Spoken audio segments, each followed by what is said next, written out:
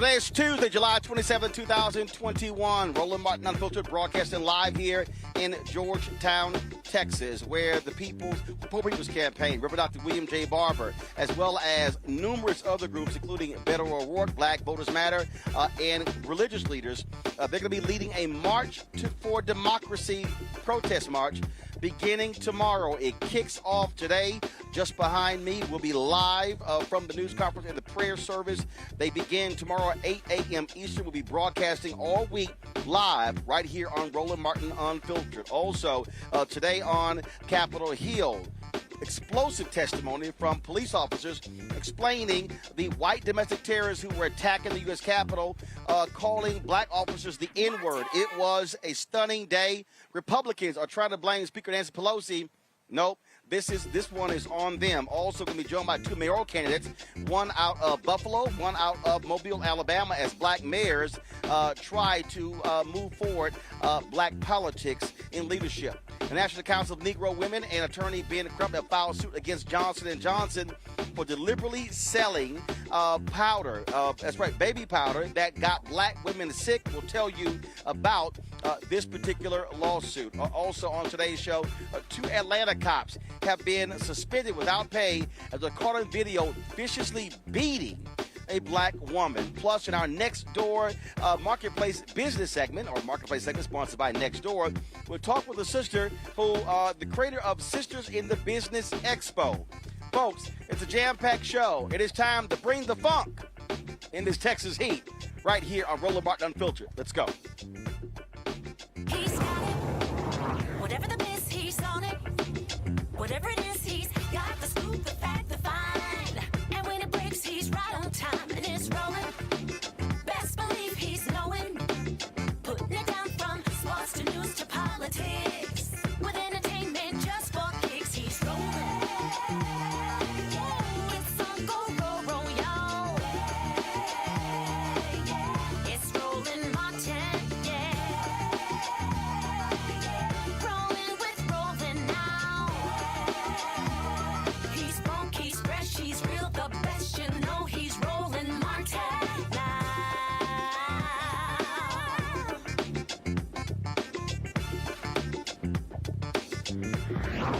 Martin.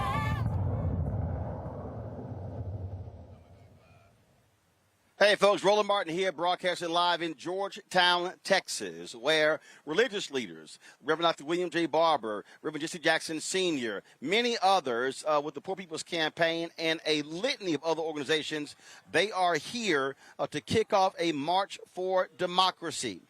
They will be leading these various protests today through Saturday, culminating in a massive protest on the grounds of the state Capitol. Behind us, the news conference is literally just starting. Guys, let me know when we can go live to the podium so we can take that live. Let me know when we're ready to do that. Reverend Dr. William J. Barber, Reverend Freddie Haynes out of Dallas, Reverend James Dixon out of Houston.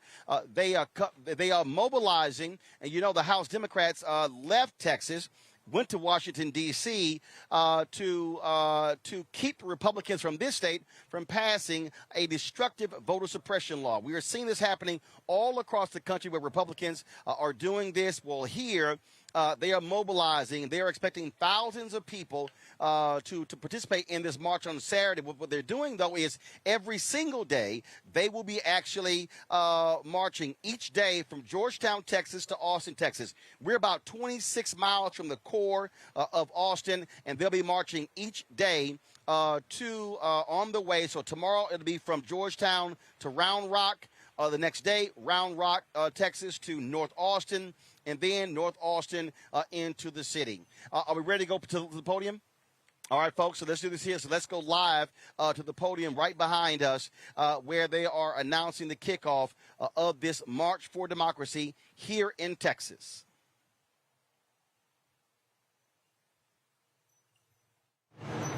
And as you see, folks, that is Reverend Dr. William J. Barber. You have Reverend Liz, who is there as well. There are a number of folks who are gathering. We are here again, at a Lutheran church here in Georgetown, Texas. This is where everything is going to, again, be starting tomorrow. They're going to begin tomorrow at 8 a.m. Eastern, marching, the march, 8 a.m. Eastern tomorrow. We'll be live streaming the entire march. They'll begin, they'll end in early afternoon, and so we'll be doing that each and every single day. And so that's what we are going to be focused on tomorrow, Thursday, and Friday. Then, of course, at 11 a.m. Eastern on Saturday, a massive march to the state capitol in Austin, Texas.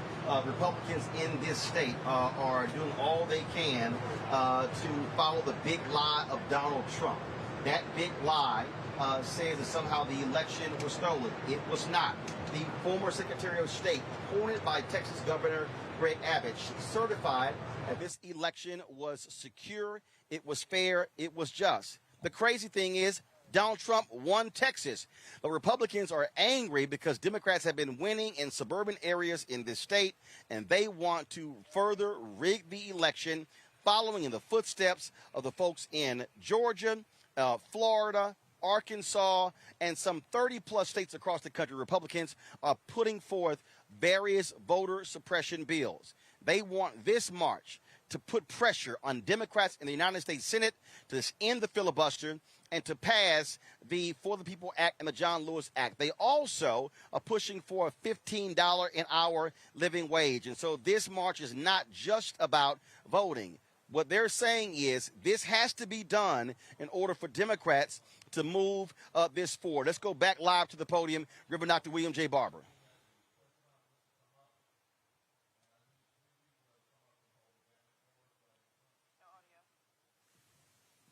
Come up at this time. We got our 3 tri-chairs. All right, so we're working on the audio issues from the podium, and so we'll actually sort through that. Okay, now we go. Let's go to the podium, Reverend Barber. Want to ask.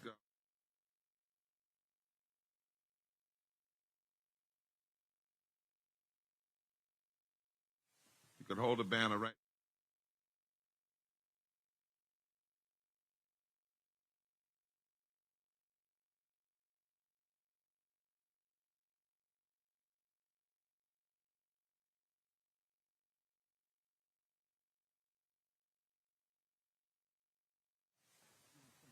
Then I want to have you to speak. Yeah. All of the speakers come up on the stage. Somebody else needs to hold the sign. Yes, ma'am. Thank you. Can I get 3 people up here other than speakers that'll hold this placard? I need to get me some. Bring it over this way. Bring it over. I'm going to stand them right in front. Go keep them. You need your mask on, sir. I can't help it. Was he going to stand? You sign only because he's the sign language. I want to make sure because I want people asking. Like stretch it out nice and wide. All right. Members of the press, are you keyed into the microphones? All right, hold that nice and tight. No.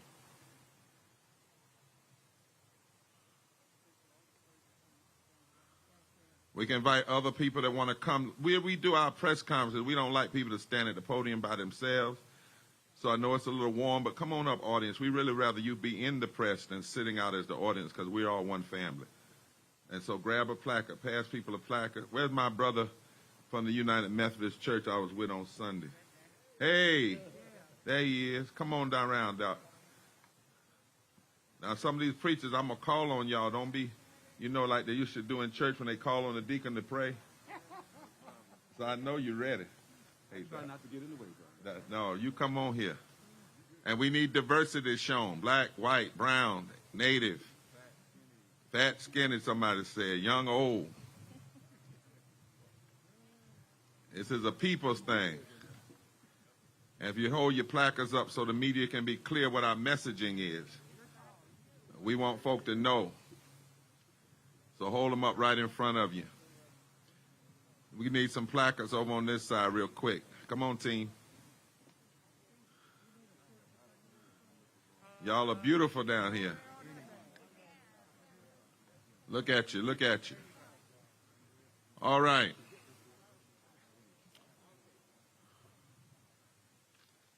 This is our press conference. It's not a rally. So we want everybody to listen up. We need everybody on the stage to listen up. Shh. Shh. We can fellowship a little bit later. All mics are hot. If you say anything, they pick it up. I learned that too many times. All right. Thank you. We want to welcome all the members of the media. I'm Reverend Dr. Bishop William J. Barber II, co-chair of the National Poor People's Campaign, a national call for moral revival, standing here with Reverend Dr. Liz Theo Harris. And we were asked to come here by the Texas Poor People's Coalition, Texas Poor People's Movement, and their coalition partners. We're not here for fun or for fancy, but we're here because we're in a moral fight, not only for the soul of America, but in many ways, possibly the cause of the world. Because when you start undermining people in a democracy that says it's meant to lead the world, it can have cosmic and international implications. Maybe it's a poetic irony that on the day of the first hearings of the violent insurrection on January the 6th, that we are here today to start this march for democracy. And not to be an insurrection, but to be a moral resurrection. Yes, sir. Yes, sir. Maybe it's poetic irony that on the day after Bob Moses passes, who dared to go into Mississippi when other folk told him he shouldn't, that we are daring to march through Texas. Yes, sir. Sometimes we've got some ugly notes about us wanting to march through Texas. I won't elevate those today in this press conference, but I will say we are clear that everybody doesn't want us here. Doesn't want all Texans to stand up. But this land is our land. Yes, sir. And God has called us in this moment to stand. Yes. And stand we shall. When Governor Abbott decided to get behind the extremism regarding voting and so much other extremism, and then decided to call a special session to push the legislature to do something that really is wrong, he became the latest leader and the devotee of the political insurrection that's being mounted after the violent insurrection. See, January 6th was a violent insurrection. But now what we're seeing across the country is an attempt to engage in a political insurrection. Because what Republicans are trying to do, and let me say extremists, because I don't even call some people now Republicans, because my granddaddy was a Republican, but he was an Abraham Lincoln Republican, an Eisenhower Republican. There's something different here.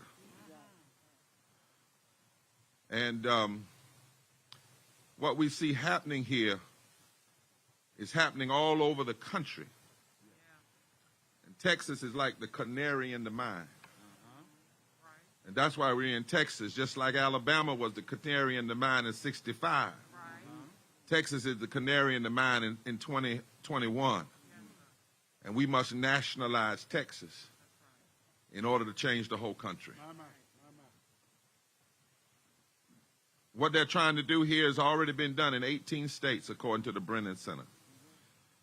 Over 300 bills have been passed to not only suppress the right to vote, Brother Beto, but to retrogressively suppress the right to vote. In other words, take away what 56 million people used in the past election to participate. And here we are. And what we know is that the same extremists who want to suppress and retrogress the right to vote are the same ones that block fixing your utility problems. We got something to tell on this march. The same people that block 5 million people in Texas from having a living wage. The same people that block health care that makes Texas one of the most uninsured state in the country. That's why we are not separating the issues. We recognize that the Poor People's Campaign and all 50 of these coalition partners that you may see on one of the banners over there, I want you to get a good picture of that, is marching to Austin this week with 5 demands. Because we declare that all of this suppression of the votes and suppression of living wages, suppression of health care, suppression of immigration reform, all of it is constitutionally inconsistent, morally indefensible, politically insidious, and economically insane. And if you think it's good, you're also historically inaccurate. Retrogression has never been good in this country. And so that's why we march for democracy as a moral resurrection. And we have these demands for the Senate. We're not so much focused this week on the Texas legislature. We're focused on the United States Senate. Because just like the march from Selma to Montgomery demanded federal action then, we must and demand federal action now. End the filibuster. And on Saturday, we're going to talk about what a filibuster really is. It's never been used for good. Its name tells you what it is, filibuster. It's meant to bust stuff. Number 2, pass the real John Lewis Act, which is the For the People's Act. That's the bill he wrote, and that's the only game in town. And then when it's written, and media, you need to make this because some people say, well, I'm for the Voting Rights Act, but I'm not for the People's Act. There is no Voting Rights Act restoration. It hasn't been written. Yes, sir. Yes, sir. Manchin and Sinema signed off, well, Manchin did, as co-sponsors of the For the People Act. But he did it when McConnell was Senate leader, and he knew it would never get to the floor. Now that it's come to the floor, all of a sudden he wants to remove his signature. There is no Voting Rights Restoration Act passed yet. So the only John Lewis bill is the For the People's Act. Yes, sir. Help us. And then we need to pass $15 minimum wage now. We'll lift 32 million people. And we need to do all of this. We need to protect our immigrant brothers and sisters and their rights, particularly DACA students. And we need to do it all by August the 6th, the anniversary of the Voting Rights Act, when a Texas Democrat who was the president signed the Voting Rights Act into being. LBJ. And we can do this. It can be done now. And any person, politician, who's not committed to this is a part of the political insurrection. All right. You're an accessory to the crime. Yes, sir. I don't care if you're a Democrat or a Republican. Clear. You're an accessory. See, we're preachers. We're going to say some things other folk can't say. You're an accessory to the crime of retrogression and political insurrection. My. There is no moderate position when it comes to voting rights and living wages and protecting immigrants. And there's no moderate position. Nobody swears on the Constitution to be moderate. No. Look, no. You don't even swear to be liberal. You don't swear to be conservative. No. You swear to uphold, to establish justice, promote the general welfare, to ensure equal protection under the law. That's no moderate position. Go tell other folk to be moderate, but when it comes to these things, we will not be moderate. We will mandate that change must be. And not only that, as I close in this opening statement, an overwhelming majority of Americans want expanded voting rights. Yes. They want living wages. They want universal health care. They want common sense immigration reform. But none of these policies are supported by the corporately funded extremists who have hijacked the Republican Party and even slipped into some parts of the Democratic Party. And when Senate Republicans lock arms to block debate on federal voting rights, they made clear that they are willing to run roughshod over the people. Yes. What they're saying is they are more comfortable with this country being moved and guided by the greed of the U.S. Chamber of Commerce than the vision of the United States Constitution. And we cannot have that. No. No. This bill is not Jim Crow. This is also not Jim Crow. It's James Crow Esquire. Name it. It's not just at black people. No. No. When you look at the bills that are being written now in media, please look at this. It will hurt white people and women and black people and Latinos and Asians and Native and poor and low-wealth people at most. The 140 million poor and low-wealth people in this country, 12 million that stay in Texas, 5 million that make less than a living wage right here in Texas.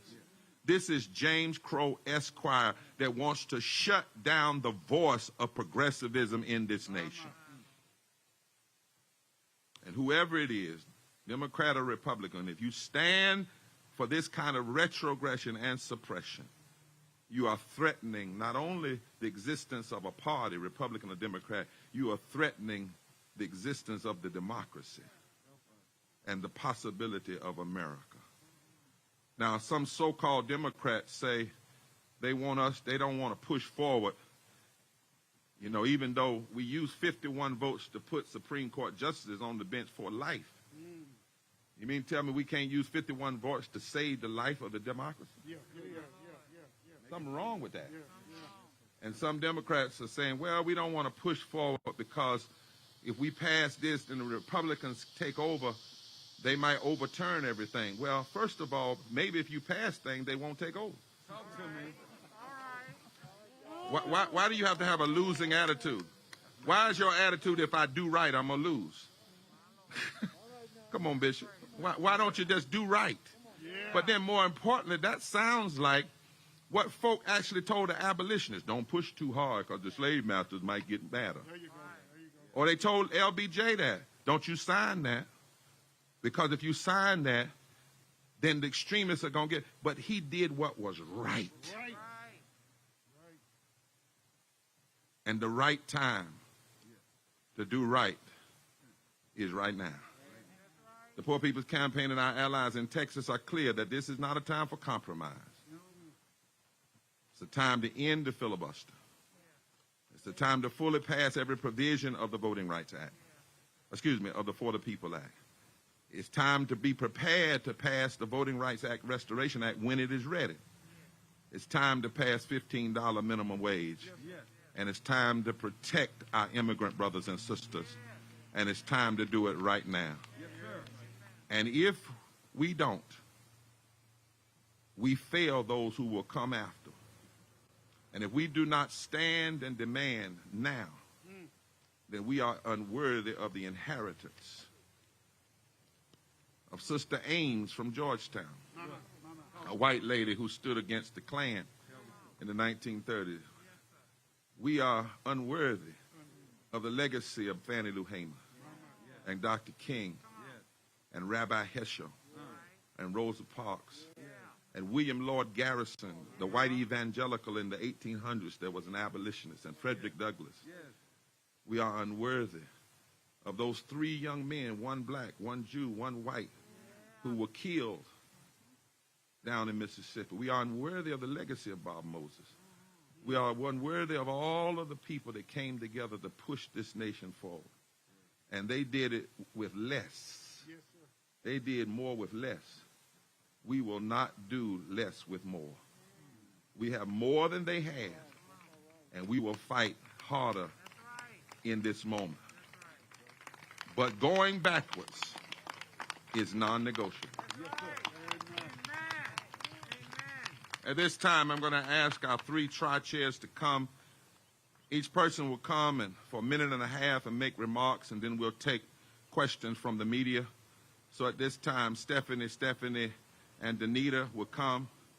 And because she's moved to Texas recently, Danielle, and she has roots in Mississippi, we're going to ask her to come as well with at least a 1-minute comment. Would you all come at this time?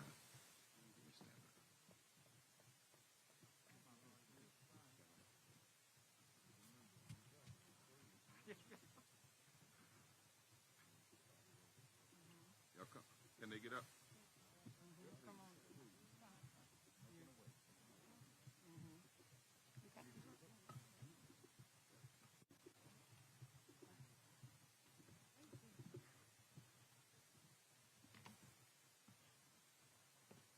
Thank you all for being here today.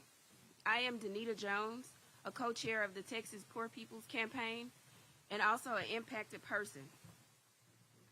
We are here to announce that a moral reckoning is upon Texas. We are here joining across racial, gender, and economic lines to say we are tired, we are worn, but we are not weak. Understand that the good trouble that would take place this week in Texas is only the beginning. Understand that we are here to stay. Understand that our demands will be heard. Understand that now is the time. We are the people. We demand to be heard. We demand a fair democracy. We're going forward together. That's right. And not one step back. I have too much at stake here. I'm the mother of 5. And to tell my 5 children that 2 of you can go get your checkup and the other 3 will have to wait till next payday is unacceptable. That should not be. To have my home turned into an impromptu shower station for our neighbors during the snowstorm should not have taken place. That's right. To go 3 weeks without clean water is not acceptable. To go unheard is not acceptable. So hear this. We are here, we are mighty, and we will stand strong with everyone here in this fusion movement. If you do not have time to stand strong, I ask you in all humbleness, get out my way. All right. Say that. Because I am not here to play. That's right. I am here to do what's right for my fellow Texans, for my children, my son that stands here. I am here, and I am not going anywhere. I don't have them on, but these boots I have are made for walking. Come on. Yeah. And I'm going to walk all the way to the Capitol to have my voice heard. Amen. Thank you. Amen. Thank you. Beautiful. Stephanie.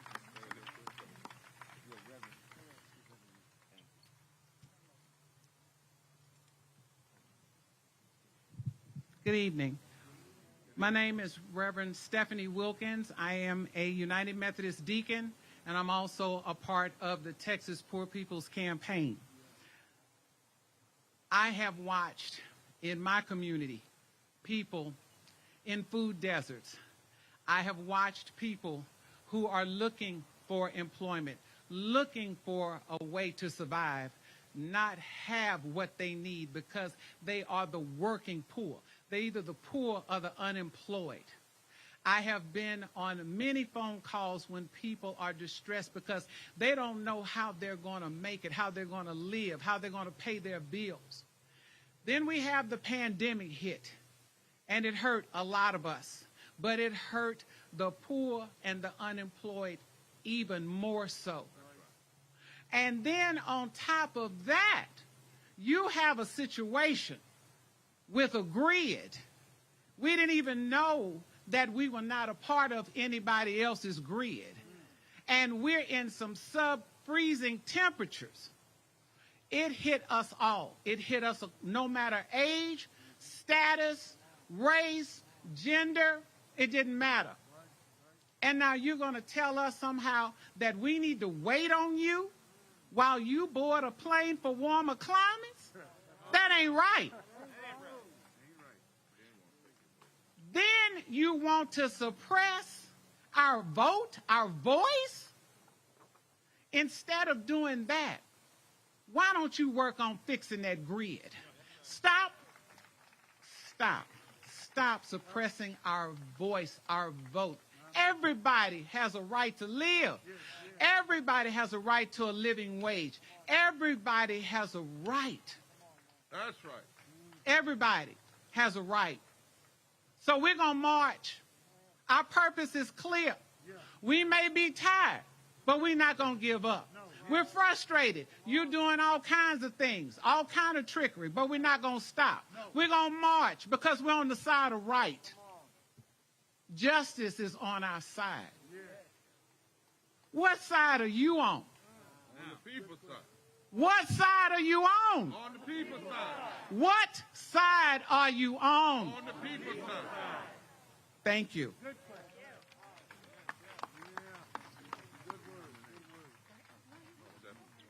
next step.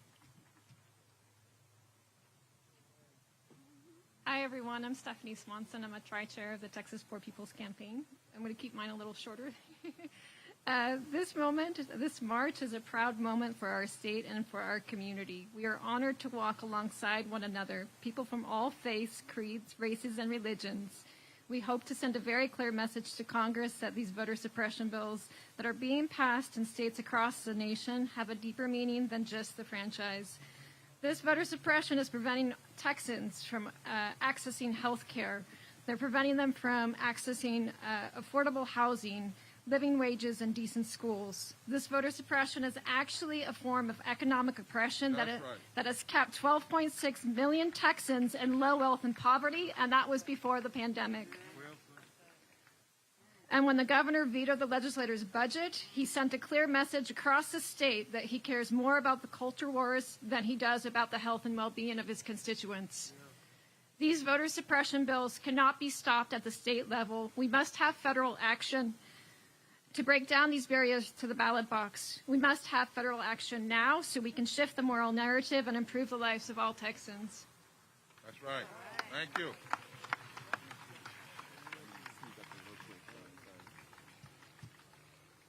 Hello, Texans. Hello.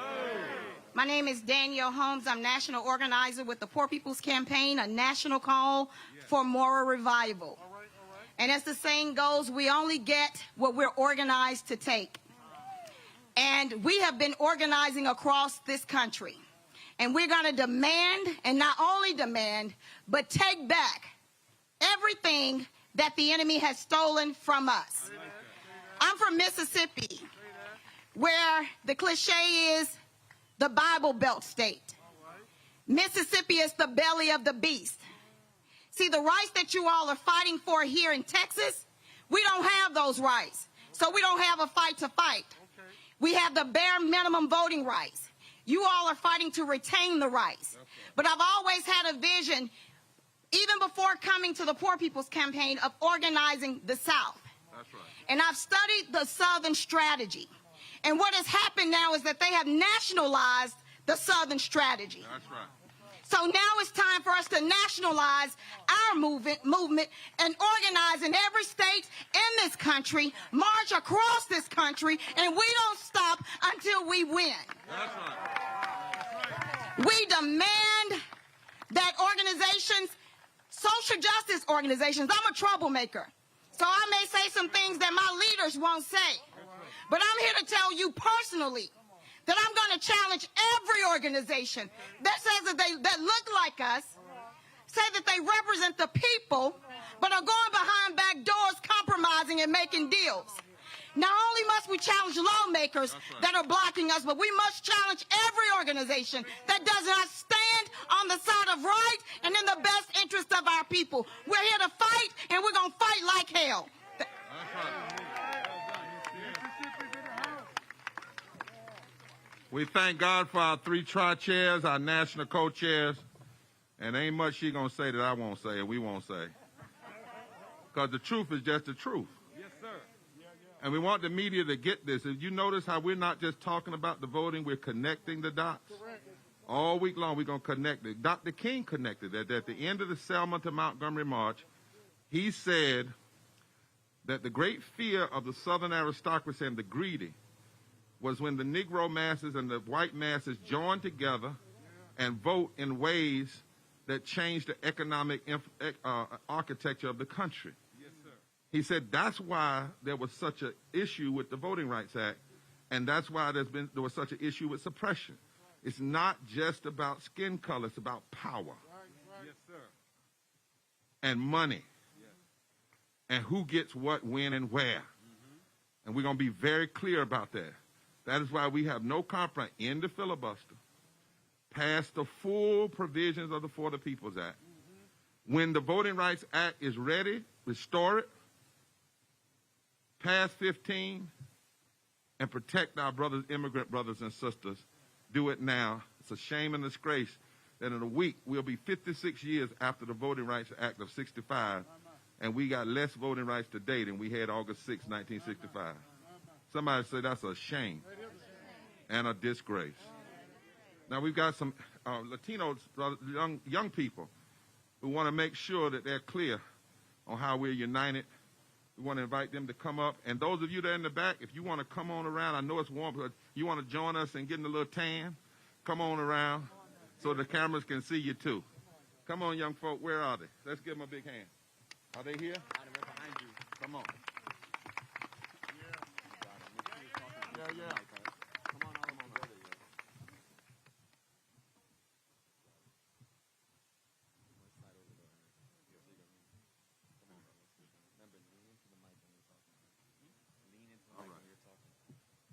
Tell us the truth, young lady. Hi, my name is Sienna, and voting rights matters to me because my family is considered lower class, so taking away our voting rights is taking away our voice. It's already hard enough to vote, and making it harder is even worse.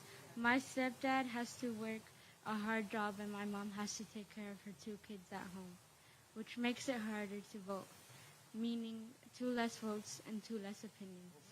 Wow. Thank you, young lady. Thank you. Let's go, Brian. Be loud, Brian. Be loud. What's that? I just gotta say that the government should listen to everybody, regardless of race, citizenship, and how much money they have. I'm only 13, but I'm here today because I want to create the opportunities for my people. Good. Yeah. What's your name? Brian. Huh? Brian. Ryan, I want you to do me a favor. Because I get tired sometimes when we ask our Latino brothers and sisters to speak in English. Because they smarter than us. They can speak in 2-3 languages. That's right. So can you say that in your own tongue? Not right now. Not right now? Yeah. Can you? Okay. Lee can do it. How about that?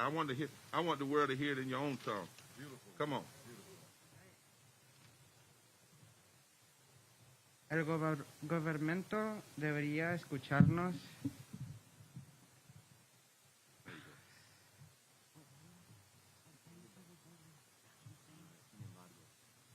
In Georgetown, Texas. This is the kickoff news conference of the Poor People's Campaign, March for Democracy. And so they're having this particular news conference here. And so we're going to keep monitoring this. It's going to be a prayer service after this. I want to bring in my panel right now, Faraji Muhammad, radio host and TV host, Teresa Lundy, principal and founder of TML Communications, and also Mustafa Santiago Ali, with the former senior advisor for environmental justice with the EPA. Mustafa, I'll start with you. what this is about, what this event is about, this week is about, is continuing to put the pressure on Democrats in the United States Senate to move on the issue of voting. And so they want to dramatize this. And so this is really sort of a recreation, if you will, or a taking off of Selma to Montgomery. So Georgetown, Texas, is about 24, 26 miles outside of Austin. And so they're going to have a daily march to Austin, culminating in a massive rally at the state capitol on Saturday, and is also using it as an opportunity to mobilize and organize people in Texas, something that, frankly, the Democratic Party has really failed to do on a consistent basis. Yeah, well, we know the Democratic Party hasn't invested enough in Texas, although I believe that will change. You know, this is a transformational moment. You know, we've got to get this right, and by humanizing the issue is so critically important, by showing everyday faces of individuals who are standing together in solidarity, you know, black and white and Latinx and indigenous, LGBTQIA, everybody coming together is so critically important, because if you do not win on voting rights, if we don't make sure that the For the People Act is passed, then all these other things that are so critically important, from housing to healthcare to transportation to job creation, will be so much more difficult, especially for those who are often unseen and unheard. So this is the moment, and Reverend Barber and the Poor People's Campaign and so many other organizations are coming together to push and to put a spotlight on these issues. And no better place than Texas to make that happen. And the reality, Teresa, what this also does is it puts a face on this various issue. So much attention in the last few weeks has been on the House Democrats leaving this state in order to keep the Republicans from having a quorum to pass many of these destructive bills. This is now regular, ordinary people speaking out and letting their thoughts be known.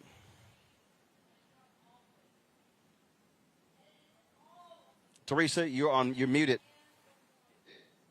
Absolutely. Teresa, you're muted.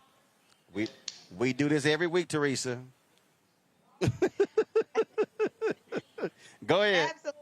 Absolutely. I think there's a lot of times people also misconstrue when there is just elected officials that is just standing in the camera and saying, you know, this is happening to everyday people, but we don't see everyday people. So when we start to see democracy matters with everyday people, children, from all colors and shades and from all backgrounds and religious aspects, standing to the podium saying, look, this is me. This is who it's hindering.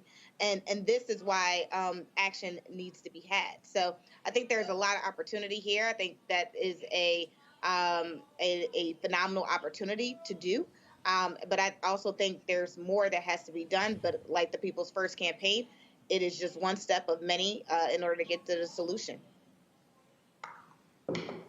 A lot of people, Faraji, they say these things don't matter. It's, you know, these protests don't matter. But the fact of the matter is they do. They serve a purpose, not only bringing attention to the issue, but as I said, mobilizing and organizing the people.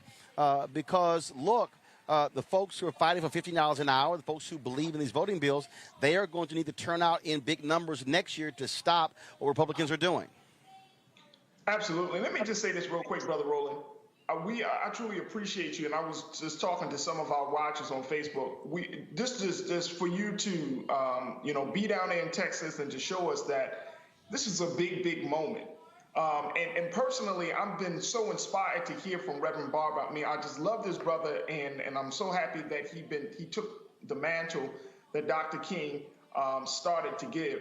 And I think that it's important that we understand the very foundation of this conversation about his moral resurrection, which is a moral revival. Now, here's a couple of things. When the sister said, we only get what we are only organized to take, I want everybody to just let that sink in for a moment. We only get what we organized to take. That is something that means that this is a time for us to unite, to put away our differences, set aside our egos and personalities, and let us figure out the common cause. And most importantly, identify the common enemy of this whole fight. And I think that's the important part. But there's also another part, which I think we need to just put this on the table. We should not be organizing to appeal to the moral sensibilities of those who don't give a damn about us. But we should be organizing to show this country and the next generation that enough is enough. And so at this point, what I love to see, and I'm so happy to see it right now down in Georgetown, Texas, is the fact that even white people, Latino brothers, our Latino brothers and sisters, folks are saying enough is enough. When they're talking about this moral resurrection, when you're talking about a resurrection, you're talking about, you know, awakening from a state of death into a state of life.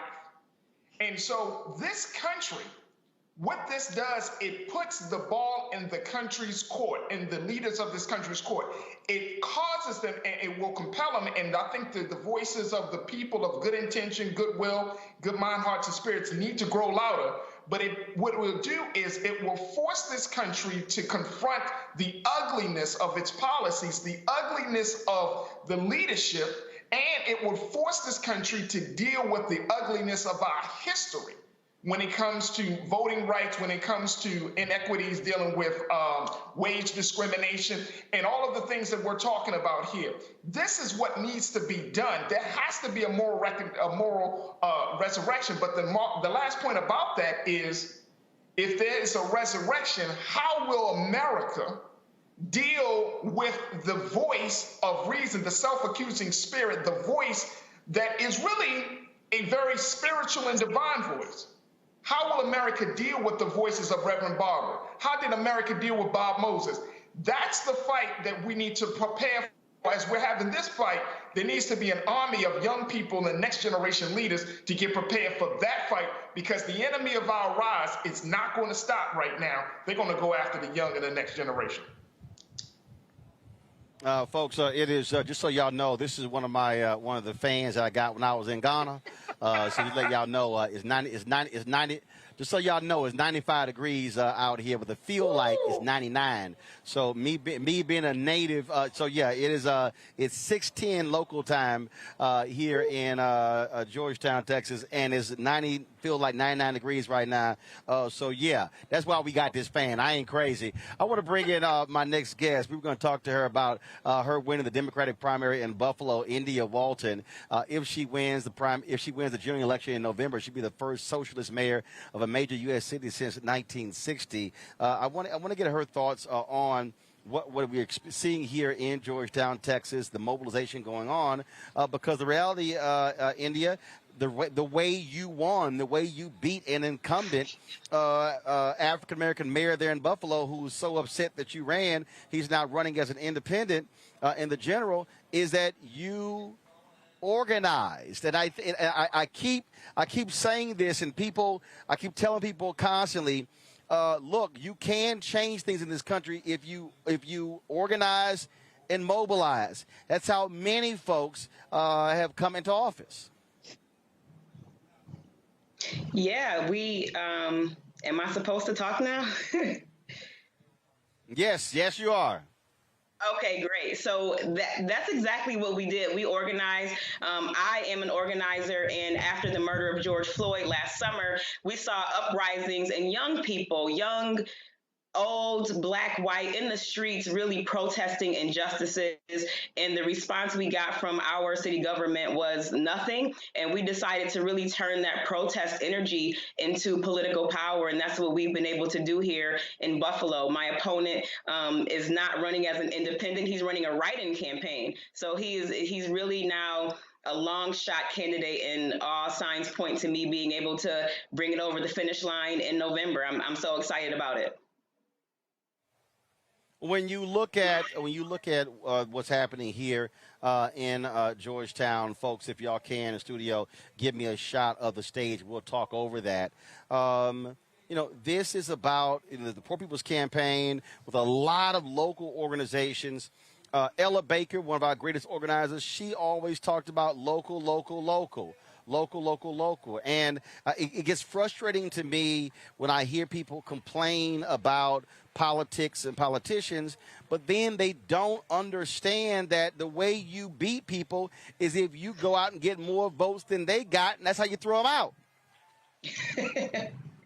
Yeah, politics is a numbers game, right? And I think that especially in local politics, what's missing from that is that ground game. We had a really strong field campaign. We were out knocking doors, having those one-on-one conversations. I think that now more than ever, people want leaders and elected officials that they can relate to, that they see in the grocery store, who they feel are accessible and who are just like them. And that is what our campaign represents. And that is why we won the primary. We defeated a 16-year incumbent.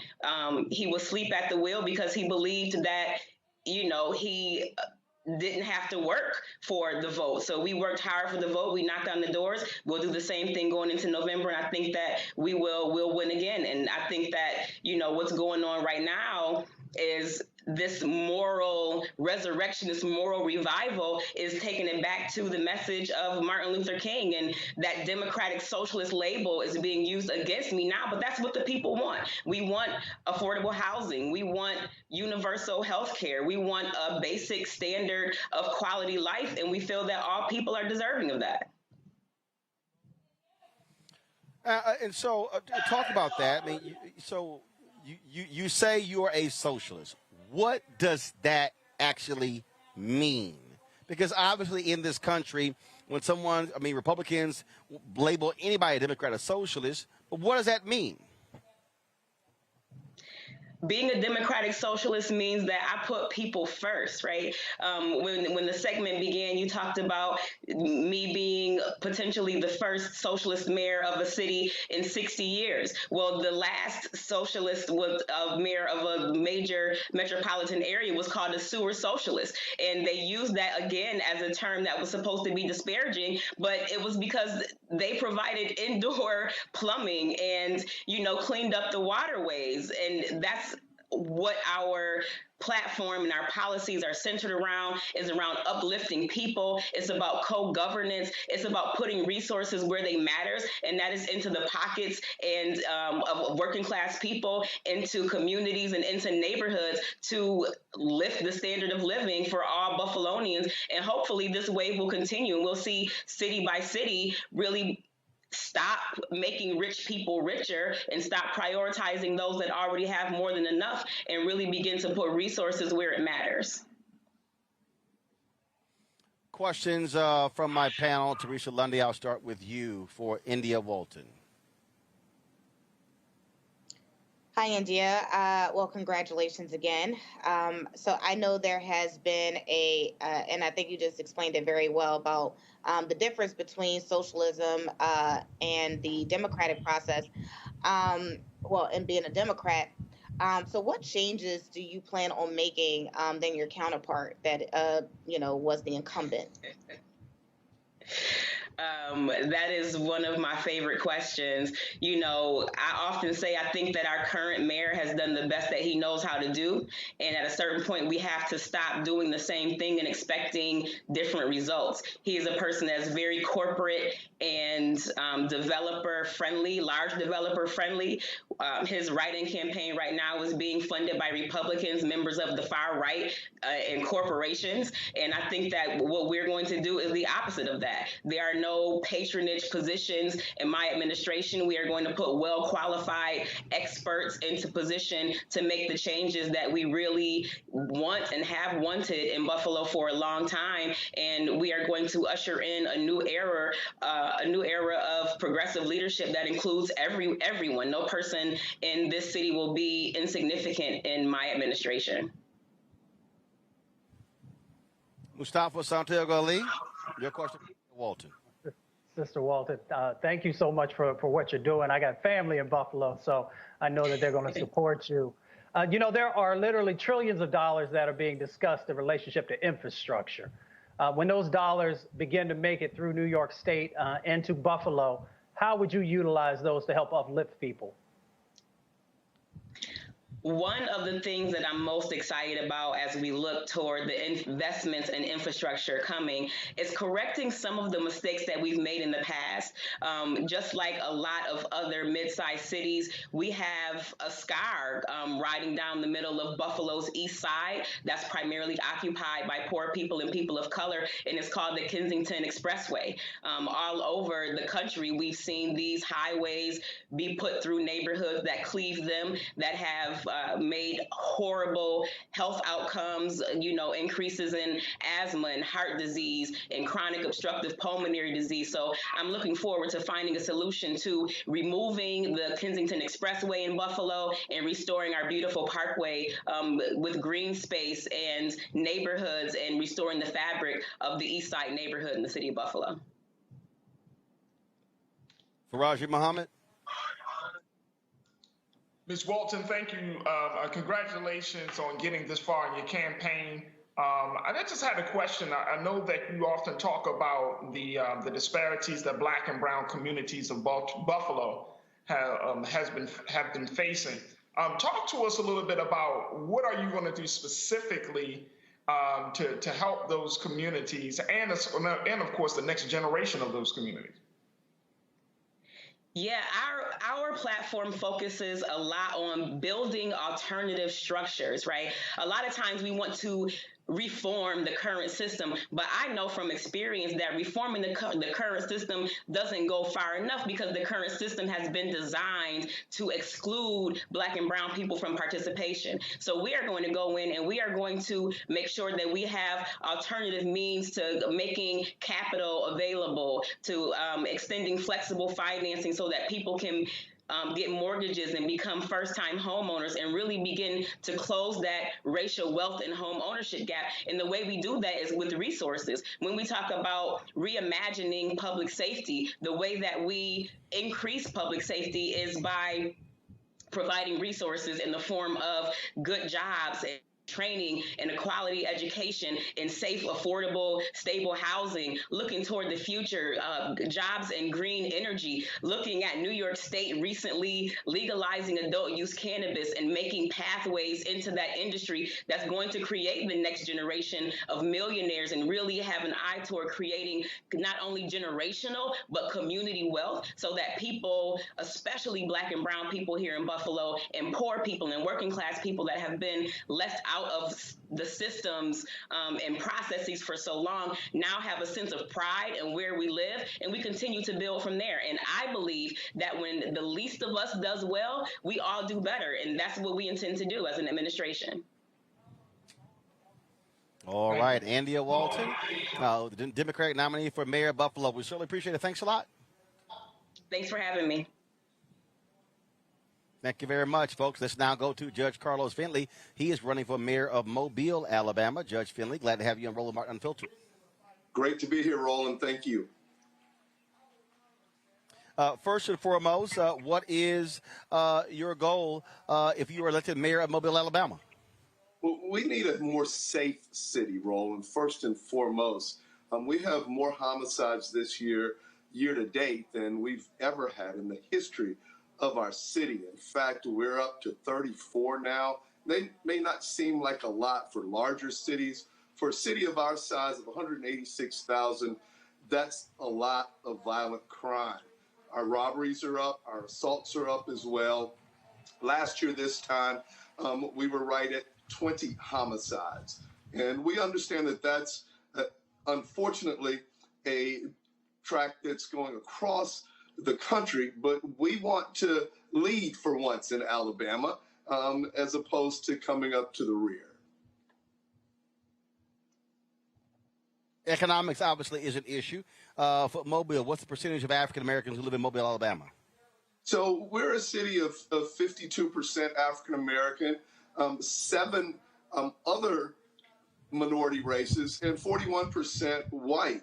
And of course, unfortunately, like many cities in the South, there's a terrible wealth gap between minorities and females in our city, even though we are a majority African-American city. So we've got to work towards that end. Fortunately, as a city, Mobile came through the COVID-19 era fairly well because most of our economy is based on our industry and our waterfront. We make planes here, we make ships here. So those things didn't necessarily stop. And then our sales tax, which is the largest base of our taxes here in Mobile, went well because of the people who were going to grocery stores, big box stores, and we have a 10-cent sales tax that primarily finances our city government. So that made us fairly. All right, questions for my quite well. Okay, questions for my panel. I'll start with you, Mustafa. Judge Finley, good to see you. I'm curious. You know, we have places like Africa Town, which was founded, you know, by folks who came across illegally enslaved and built that community, which is 3 miles right there next to Mobile. These smaller areas, how will you help to revitalize them and move them from surviving to thriving?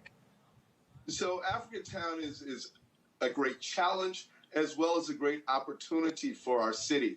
I'm actually president of the African American Heritage Trail here in Mobile, and we've been giving tours of not only Africa Town, but all of the other areas where African Americans have made significant contributions to our city. So Africa Town, as you stated, is the landing of the last slave ship, Clotilda, to come into the United States. Indeed, an illegal act. We are looking at how we can make that a transformative part of our city through our tourism industry. You may be aware of the Legacy Museum that's in Montgomery, as well as the Civil Rights Institute in Birmingham. Both of those two attractions attracted more people to the state of Alabama from outside of Alabama than our beautiful sugar white beaches.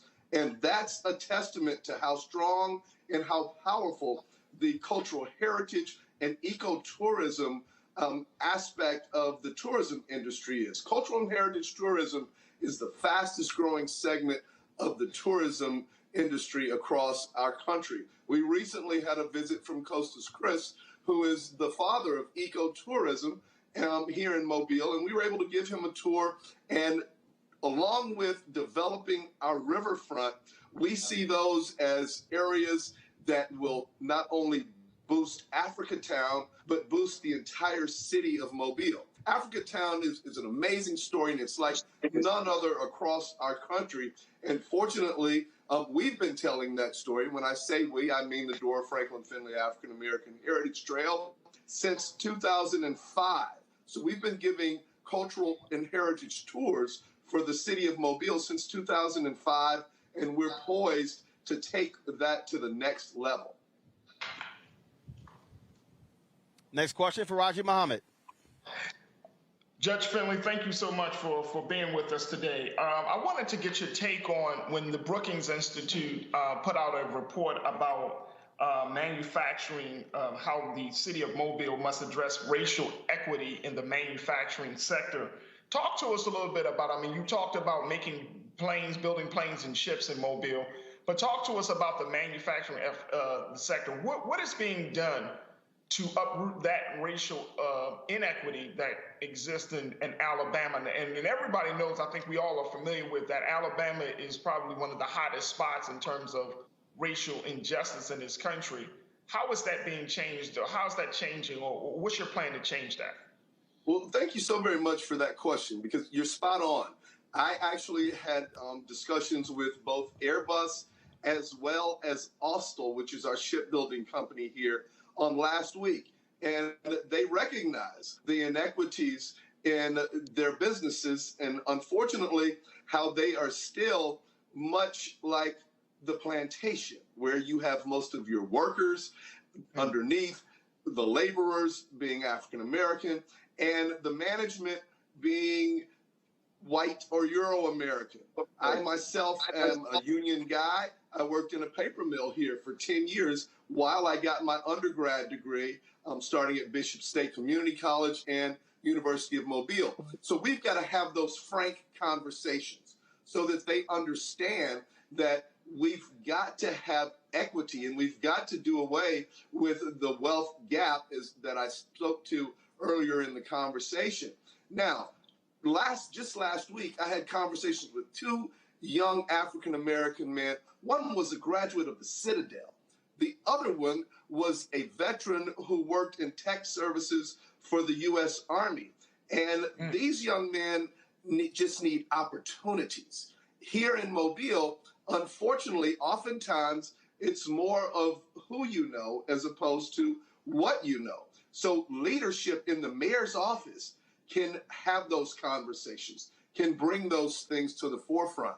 We've got a community college here who's developing workforce in industry, and we've got young people who are willing and able to serve in those positions. Unfortunately, we lose so much talent every year to cities such as Atlanta, Nashville, New Orleans, who are right around us, and we need to work to maintain that talent, because at the end of the day, the city as a whole is losing when we lose our homegrown talent to other cities. And we can see that those cities are in many ways thriving. And so we must have those conversations. It takes leadership that's willing to have those conversations and ensuring that the leaders of those companies understand the importance of diversity at every level of their company. And not just that it's good for people, it's good for their company, because now they're getting the best individuals in leadership positions. So those conversations have to be had, but they're only going to be had if you've got someone at the helm leading the way, ensuring that those matters are discussed. All right, then. Judge Karlos Finley, running for mayor of Mobile, Alabama. We appreciate it. And that's a very smart color combination you're wearing today.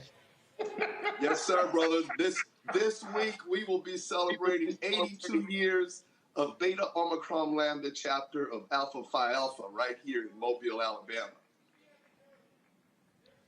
Well, Mustafa is a fellow Alpha, so we certainly appreciate you rocking the crest. Thank you so very much. Good luck in your race. Thank you very much. I appreciate it. All right, folks, got to go to a break. When we come back, breaking news out of Los Angeles. Ed Buck, the white Democratic donor accused of giving drugs that led to the death of two black gay men, found guilty. We'll tell you more about that when we come back, broadcasted live from Georgetown, Texas, where the kickoff of the March for Democracy protest is happening as we speak. We'll be back in a moment. With us right now as they fight the good fight in Washington, D.C. So, look, I close with this. In a government, if it truly is of, by, and for the people, in this great democracy, there are no sidelines. There are no grandstands. There's no paying witness to what's happening right now. You are in this fight, or all of us will be out of it. So I encourage you to join us on this march, and most importantly, be with us in front of the state capitol this Saturday, 10 a.m. Will you join us? Yeah. All right. Good to be with you. Thank you, Bishop Barber. Yes, sir. Brother Beto, you don't even know in some ways how prophetic you were, because one of the people that's going to be that are trying to pass these bills across the country, but here in Texas, to, yes, suppress, to stop, to undermine the vote. The same folk that block you from having living wages are the same folk who fix your utilities problem. In this time, when our voting rights are under attack and economic justice is being denied, we're launching a season of nonviolent moral direct action to demand four things by August the 6th, the 56th anniversary of the signing of the Voting Rights Act. Number one, end the filibuster. Number two, pass all provisions of the For the People Act. Fully restore the 1965 Voting Rights Act. And number four, raise the federal minimum wage to $15. Pass the For the People Act. That is the last best hope for voting rights, not just in Texas, but Georgia and Florida and about a dozen other states. Pass the John Lewis Voting Rights Bill and the For the People Act. Let our people vote. The Latinx community is the rising electorate in Texas, and our representatives are threatened by these shifting demographics. Our pathway to citizenship, to a living wage, depend on our access to the ballot. This is not just a black issue. That's right. This is a moral, constitutional, and economic democracy issue. Poverty is reinforced by public policy. And what happens in Texas, as well as in America, we create policies that perpetuate poverty, and then we criminalize the poverty that we create. There's only so much we can take, and it's time for us to stand up and speak loudly against what's happening here. I think in Texas that it is time for a Selma-like.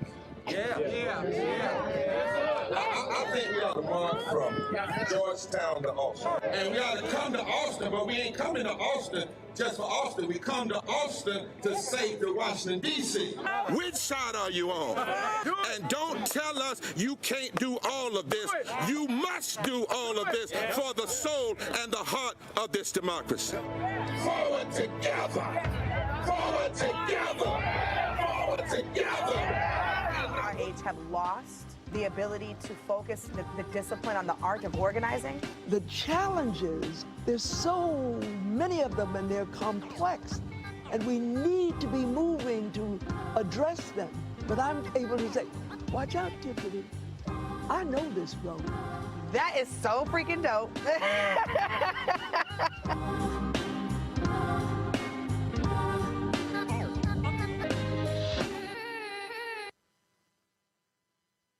Everybody, it's your man, Fred Hammond. Hi, my name is Brescia Webb, and you're watching Roland Martin Unfiltered. And, well, I like a nice filter usually, but we can be unfiltered.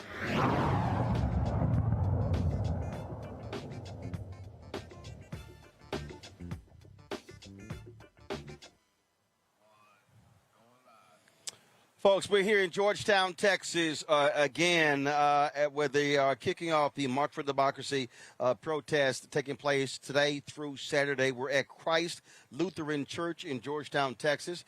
This is where the kickoff will begin tomorrow. More than 100 people are going to be marching literally from Georgetown to Round Rock tomorrow, where they're then decamp. And then, of course, they will then travel another step on Thursday, another step on Friday, then culminating marching into Austin, Texas on Saturday. And so this is the kickoff that's happening right now. There is other news happening across the country as well. We were one of the first national outlets that gave voice to folks like Jasmine Koenig, who was trying to get the attention about white Democratic donor Ed Buck, who would invite gay black men to his home and then feed them drugs. Jamel Moore was the first young man, 2017, died in Ed Buck's apartment, but media, other folks did not want to pay attention, so he continued. Then Timothy Dean died in 2019. And so it was finally with that where the attention then began, they got picked up. Jackie Lacey, who was then the DA in L.A., would not prosecute Ed Buck, was moving way too slow. Well, he was indicted on the federal level. Today, Ed Buck was found guilty of multiple crimes for the deaths of these two brothers in his West Hollywood apartment. He was accused, again, giving them drugs during sexual encounters. He was found guilty on 9 felony counts, including 2 counts of distribution of controlled substances resulting in death. Folks, the charges carry a mandatory minimum of 20 years in prison. That means the 66-year-old Ed Buck, who had given a ton of money to various Democratic candidates in California, he is going to spend the rest of his life in prison as a result for the death of Timothy Dean and Jamel Moore. Here's the deal. He had given more than $53,000 to Democratic candidates and to the Democratic Congressional Campaign Committee since 2008. It was after he was arrested that Democrats, several of them, began to give money back. Folks, y'all let me know if we could get Jasmine Koenig on the phone or the mother of Jamel Moore. As I said, a lot of national media outlets did not cover this story. I put Jasmine on Tom Joyner Morning Show, on my TV One show as well, to get the attention. A lot of folks in various LGBTQ media organizations would not cover this story as well. But finally, justice for Timothy Dean and Jamel Moore, with Ed Buck being found guilty on 9 counts. Again, will spend the rest of his life in prison. This is important, Mustafa, because the attitude that existed, that also this was the defense they put on, that basically these 2 black men, hey, didn't matter. Ed Buck hired Christopher Darden, another prominent black attorney in L.A., paid them lots of money. They tried to suggest these 2 men died of AIDS. And so the family was mystified with this. But the fact that Timothy Dean, a second man, died because authorities would not do anything about Jamel Moore's death, that is what is so shameful about this case. Most definitely. You know, it's always interesting that our lives don't seem to have much value to folks. Sometimes not even to the folks that we have supported, and sometimes not even to our own communities, depending on, what our particular affiliations might be, or those types of things. $53,000 for, 3 men's lives who are now gone. We don't know if there were more. And of course, I know for this particular case, we're talking about 2 men who are part of this, who lost their lives to this murderer, a mass murderer. So for me, I'm always real clear with folks. I don't care if you're Democrat, Republican, or independent. If you do evil, if you do injustice, then you have to be called on it, and you have to be held accountable. And we just got to make sure that folks are willing to do that, who are in these elected positions, in these enforcement positions. And again, thank you to you and the show for making sure that you put a national spotlight so that this individual was eventually brought to justice. Here is one of the mothers speaking after the conviction of Ed Buck. Hello, my name is Letitia Nixon. I'm Jamel Moore's mom. I want to say thank you to everybody that believed us. Thank you to everybody that reported correctly on my son, because my son was more than an escort, more than a prostitute, as many of you guys said. It's more than a movie or a documentary. This is my baby, my son, who is a human being, and he's loved by lots of people. But today is bittersweet. Today is the date that my son was murdered when he left my house 4 years ago. But we got victory today. We got victory in the West today. So I'm grateful and I'm happy. And thank you guys. This, again, Teresa, folks, this first brother, Jamel Moore, dies. Nothing. I mean, Ed Buck just continued, and it wasn't until Timothy Dean died and the pressures ratcheted up that then folks took action. But 2 black men had to die for them to do something. Yeah, Ed Buck is, an epitome of a serial rapist and murderer.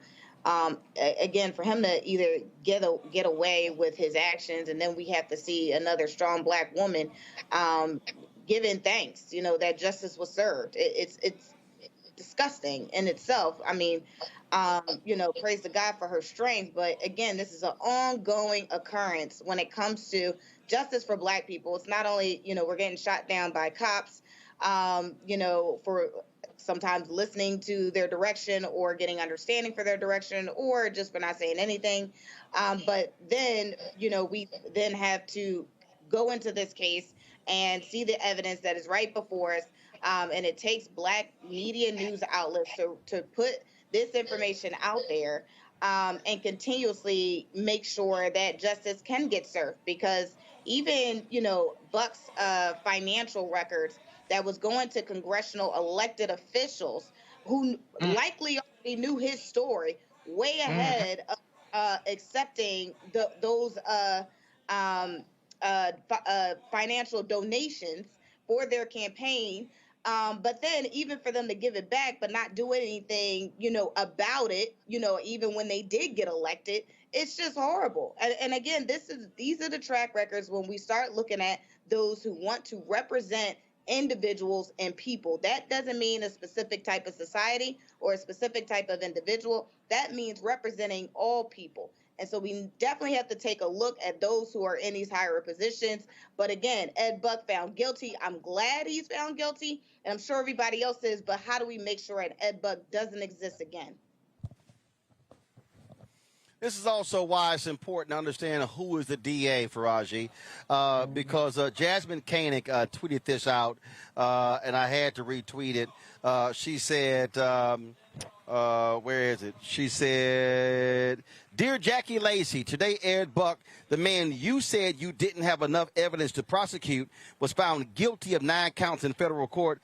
I'm too much of a lady to tell you what I really want to tell you, so I'll let this gift do the talking for me." Jasmine. Black DA and Jackie Lacey, she literally said, not enough evidence to prosecute Ed Buck. Thank God the federal attorneys saw there was enough evidence, and he was convicted on 9 counts. First and foremost, Ed Buck is a savage beast. I mean, just out of the fact of when you start to look at the nature of the crimes that he committed, you really understand that this man is way out of the realm of being a human being. But more importantly, like you just mentioned, I mean, why are we having the conversation? Like, if the evidence is there, he can get prosecuted on a federal level. He should have gotten prosecuted much sooner and much quickly, where 2 black men didn't have to die. But I think something to Teresa's point that needs to be said. People knew the type of individual that Ed Buck was, and they still took his money. Politicians, political leaders. This is the same type of savagery we saw when Jeffrey Epstein was killed, that he was in those circles of influential people. He gave money, he advised people and counseled people, but people knew exactly the type of individual he was. And so it makes me go back to what we started this conversation with, Brother Roland, which is the moral resurrection that is needed in this country. This is not just about voting rights and dark money, but this comes down to how do you get human beings to be human beings. We're at this point now in our country's history where you can deal and go to business with individuals who are just spiritually and morally bankrupt, but you still feel like they're good citizens. And some people, in the eyes of some citizens, they might say, "Oh, he's a Democratic donor. He's for the people. He's good," because they even classified him as an activist, an advocate. Can you believe that? And then let's just look at the fact that Christopher Darden, this is the same Chris Darden, folks, that was a part of the O.J. Simpson trial, okay? But Chris Darden decided to take on the case. A black man, 2 black men taking on a case of a crazy-ass white man that has sexually assaulted and killed 2 other black men, and they're defending him. So when we're talking about all you know what? Okay. So here's my whole deal. The reality is this here. The Constitution says that everybody's entitled to a defense. Fine. They want to represent him. Guess what? They lost. They got their asses kicked. Now, the check cleared, but so here's my whole deal. People can get anybody to represent them, and so there are defense attorneys. This is what they do. But the bottom line is they lost. Their arguments had no merit whatsoever. The jury found Ed Buck guilty. Hopefully the same thing is going to happen to these white domestic terrorists who destroyed or tried to destroy this country with the insurrection on January 6th. Today, the special committee began their hearings with explosive testimony from police officers who were impacted. Here is some of what took place today in the nation's capital. As an African-American law enforcement officer, can you give us, this committee and those who are watching, how you felt defending the Capitol on that day, being called at and seeing the symbols of the Confederacy going through the Capitol at the same time? Yes, sir. Thank you for your question.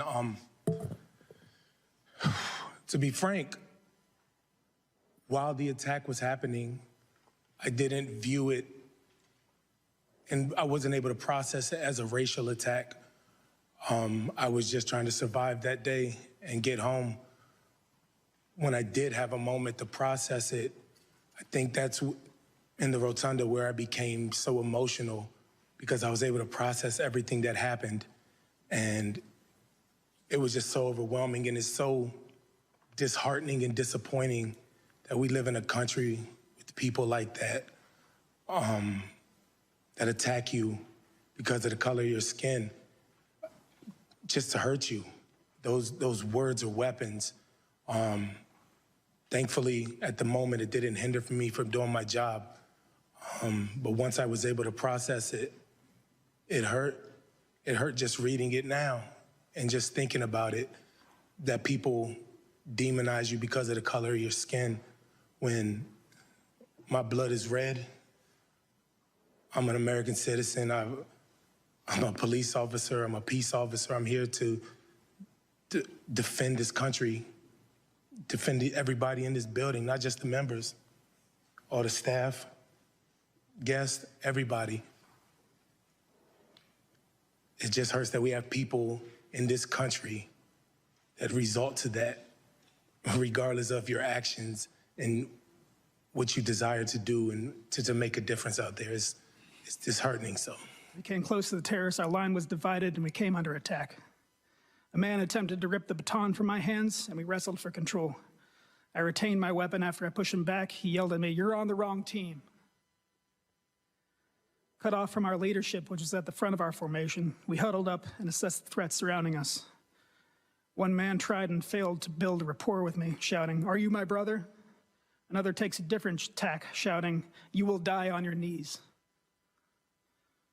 I was at the front of our group and determined we had to push our way through the crowd in order to join the defense proper. So I began shouting, "Make way," as I forged ahead, hoping that I'm clearing a path for others behind me to follow. However, as I looked back, I saw that the rest of the group came under attack and were unable to follow. The crowd attempted to physically bar the rest of the platoon from following. I backtracked and started pulling the terrorists off my team from their backpacks and their collars. Around this time, one of the terrorists who had scaled the scaffolding that adorned the Capitol at the time threw something heavy down at me and struck me in the head, disorienting me. I suspect this resulted in the likely concussion I dealt with in the weeks after. Another man attempted to disarm me of my baton. And again, we wrestled for control. He kicked me in my chest as we went to the ground. I was able to retain my baton again, but I ended up on my hands and knees and blind. The medical mask I was wearing at the time to protect myself from the coronavirus was pulled up over my eyes so I couldn't see. I braced myself against the impact of their blows and feared the worst. Thankfully, my platoon had repelled their own attackers and got me back on my feet. The crowd started chanting "USA" at us, and we struck out again for the West Terrace.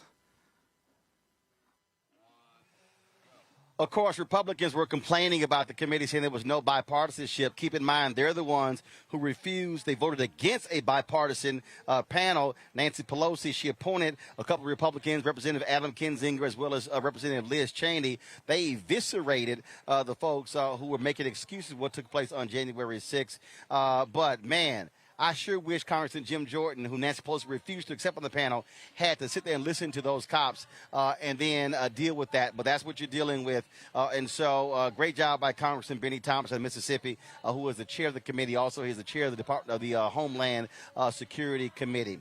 We were going to go on our panel and discuss this here, but we got to hold tight here. Joining us right now here in Georgetown, Texas, Reverend Dr. William Barber, of course, co-convener, Repairs of the Breach, and also with the Poor People's Campaign. Reverend Barber, glad to have you here. It is I was showing people with the fan. I told them, I said, I play golf in this. I'm used to this stuff, so I came prepared. Yeah, it's hot in Texas, but it's also hot politically, brother. And I'm telling you, now Roland is the cause of all this junk. He wakes me up at night, Doc, we ought to do this, and we think about it. But in reality, isn't it ironic, Roland, that the same day we have the first hearing on the physical violent insurrection on January the 6th, we're here tonight preparing to march tomorrow to challenge the political insurrection and the policy insurrection that's going on all over this country, where these extremists who've hijacked the Republican Party and Democrats, some of them that joined them, want to hold on to the filibuster, want to block the true John Lewis bill, which is the For the People Act, all of the position, want to block the coming, because it's not been written yet, Voting Rights Restoration Act. And then earlier, they blocked a $15 minimum wage, impacting 32 million people, 40% of black people. And now they want to even hurt immigrants. Let me tell you, the people behind us, they are fired up, brother. We actually are being overrun. We had to stop accepting people for the march because of COVID. So what people are doing is they're going to march legs, and then we're going to the Capitol on Saturday. And this march is saying, like Selma did, we have to have federal action. And black folk are saying it, white people are saying it, brown, Asian, native, poor people, even business people with a conscience, gay folk are all are saying, no. This is what we have to do in this moment. And then, lastly, it's a part of our season, a month long of actions. We were in Arizona yesterday, 27 states in almost 40 some odd Senate offices, Democrat and Republican. We had people sitting in demanding action. And then next Monday after Austin on Saturday, clergy and low-wage workers are coming to D.C. for direct action. We're not playing, brother. And if it doesn't happen by the 6th, we win if it does. If we don't, it intensifies. I talked to Melanie Campbell, Black women. They're going to have another protest taking place on Thursday in the nation's capital. We're going to be live streaming that event as well. And Reverend Barber, the thing that I keep explaining to our audience is that for the people who say protest doesn't matter, these things don't work. Look, you just had Senator Mark Warner out of Virginia finally come out and say he believed in a narrow ending of the filibuster specifically for voting rights. All of these things, the constant pressure, not just on those senators, but also on this White House to get President Biden moving, because the reality is Vice President Kamala Harris and or Vice President Joe Biden should be in Texas, should have come to Texas. You got to go where the people are, what the problem is, as opposed to, giving nice speeches. No, you got to mobilize and organize your people. Right, and you got to show in this moment, this is James Crow Esquire. It's not just Jim Crow. Don't let the Republicans get away with just being a binary issue, just black or white. It is race now. Don't ever suppress race. But the racial piece of it also has collateral damage. And then the other thing, I hope to meet with, I got a word about meeting with the vice presidents and some clergy next week. But here's the thing. We have to have federal action. We have to stand strong. If we go in compromising, you're going to get worse. You got to stand strong. Secondly, we've got to say, you're right, to the president, come to Texas and talk to this diverse group of people. Come to Arizona. Go to West Virginia. You got people that voted for you there. And then go to the well of the Congress, just like LBJ did, and say you cannot fix physical infrastructure while you're letting people destroy the infrastructure of the democracy.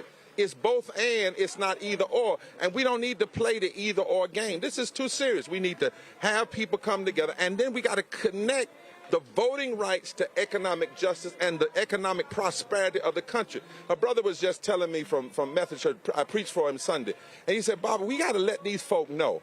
When we say pass voting rights, stop suppressing the vote, pass 15, he said, let them know, those of y'all that are fighting 15, don't you know that it's economically insane to do that? If we had 15 right now, 32 million people would be raised out of poverty, $380-some billion would be pumped into the economy right now. But because of the filibuster, you can't get passage on the voting rights, passage on the For the People's Act, or passage on 15, or even protecting our immigrant brothers and sisters. This is a moment, I call it a cosmic moment, that can have international impact. If we keep retrogressing, now I'm going to go Bible on you for your audience. The Bible says only a dog returns to his vomit. Every time we go backwards, we go backwards, we go backward. We go a little far and go backwards. The Bible says that's like a dog returning to vomit. We've got to stop to returning to the vomit of racism and suppression and economic injustice and decide to go forward to the good food and the good prosperity of justice for all people. And the thing that what I keep telling the folks, the reason you have to link the voting issue with policy, because that's how you get policy. Yeah. If you lay out all the things that Republicans have blocked in this state, right. what they're blocking in other states, what they're blocking in Washington, D.C., you cannot say, I want to march.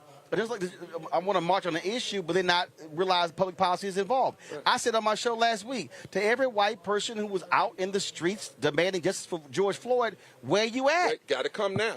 You can't just last year. Right. Last year was last year. That's right. Now, where are you marching for the George Floyd Justice Act? Where are you marching for? Climate, LGBTQ. Right. You got to get in because, as you said, Roland. The voting is the bridge to progressive policies. So if you build bridges for infrastructure, but then you undermine the bridge of democracy, you cut off the bridge that gives us the public policy. And you got to recognize the same folk, for instance, in Texas, that wouldn't fix the utility grid are the same folk blocking voting rights. Same folk that block living wage, block health care, blocking voting rights. Make the connect. Same people that come after the LGBT community are the same people that are going after voting. 56 million people in the last election used the kind of voting laws they are trying to take away from. I don't know if people get that. We're not talking about folk trying to block new laws. They're trying to retrogress what's already on the books. And that ought to be disturbing to all of us. So we need and I like what you said about Melanie. We ain't got to all be under the same banner. This needs to be a movement.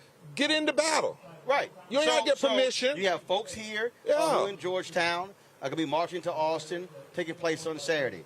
You got the black women who are doing their thing, the mass action in Thursday.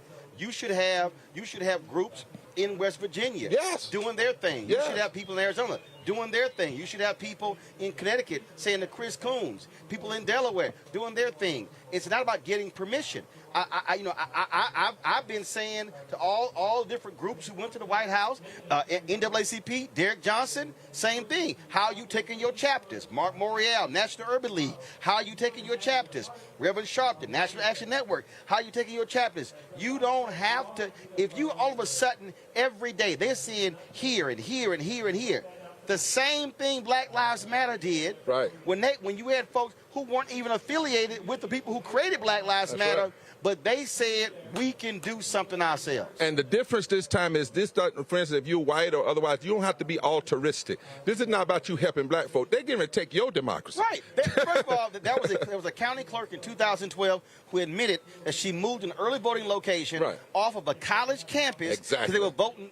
Too many of the old young folks, white folks, were voting Democrat. That's right. Moved it to a way out place with a small parking lot hard to get to. They moved from early voting locations in North Carolina. I was on a CBC panel, and it was Shirley Ifill, Kristen Clark, Vanita Gupta, the guy who was the Secretary of State in California. I said, y'all have got to challenge white folks to say, hey, this ain't just us. They don't like tech. And here in Texas, I'm still registered here. They are mad. They've been getting their butts kicked in the suburbs. That's right. Because Georgetown, folks, everybody who's watching, Georgetown is a suburb of Austin. Austin is Travis County. This is Williamson County. In Houston's Harris County, Dallas County, San Antonio, Bexar County. They've been losing in the suburbs. That's what they're trying to stop. Even though in Georgetown 30 years ago, in the 1930s, the first successful case against the Ku Klux Klan happened in Georgetown when a white woman stood up.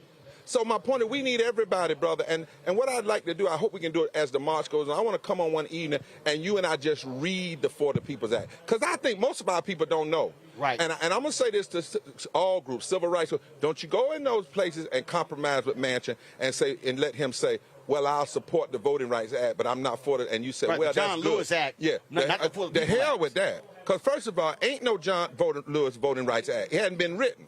That's the truth. Second of all, the John Lewis Act is the act, the For the People's Act. He wrote that. Right. Okay. Thirdly, the Voting Rights Act won't fix this because these bills are passed. You cannot retrogressively pre-clear.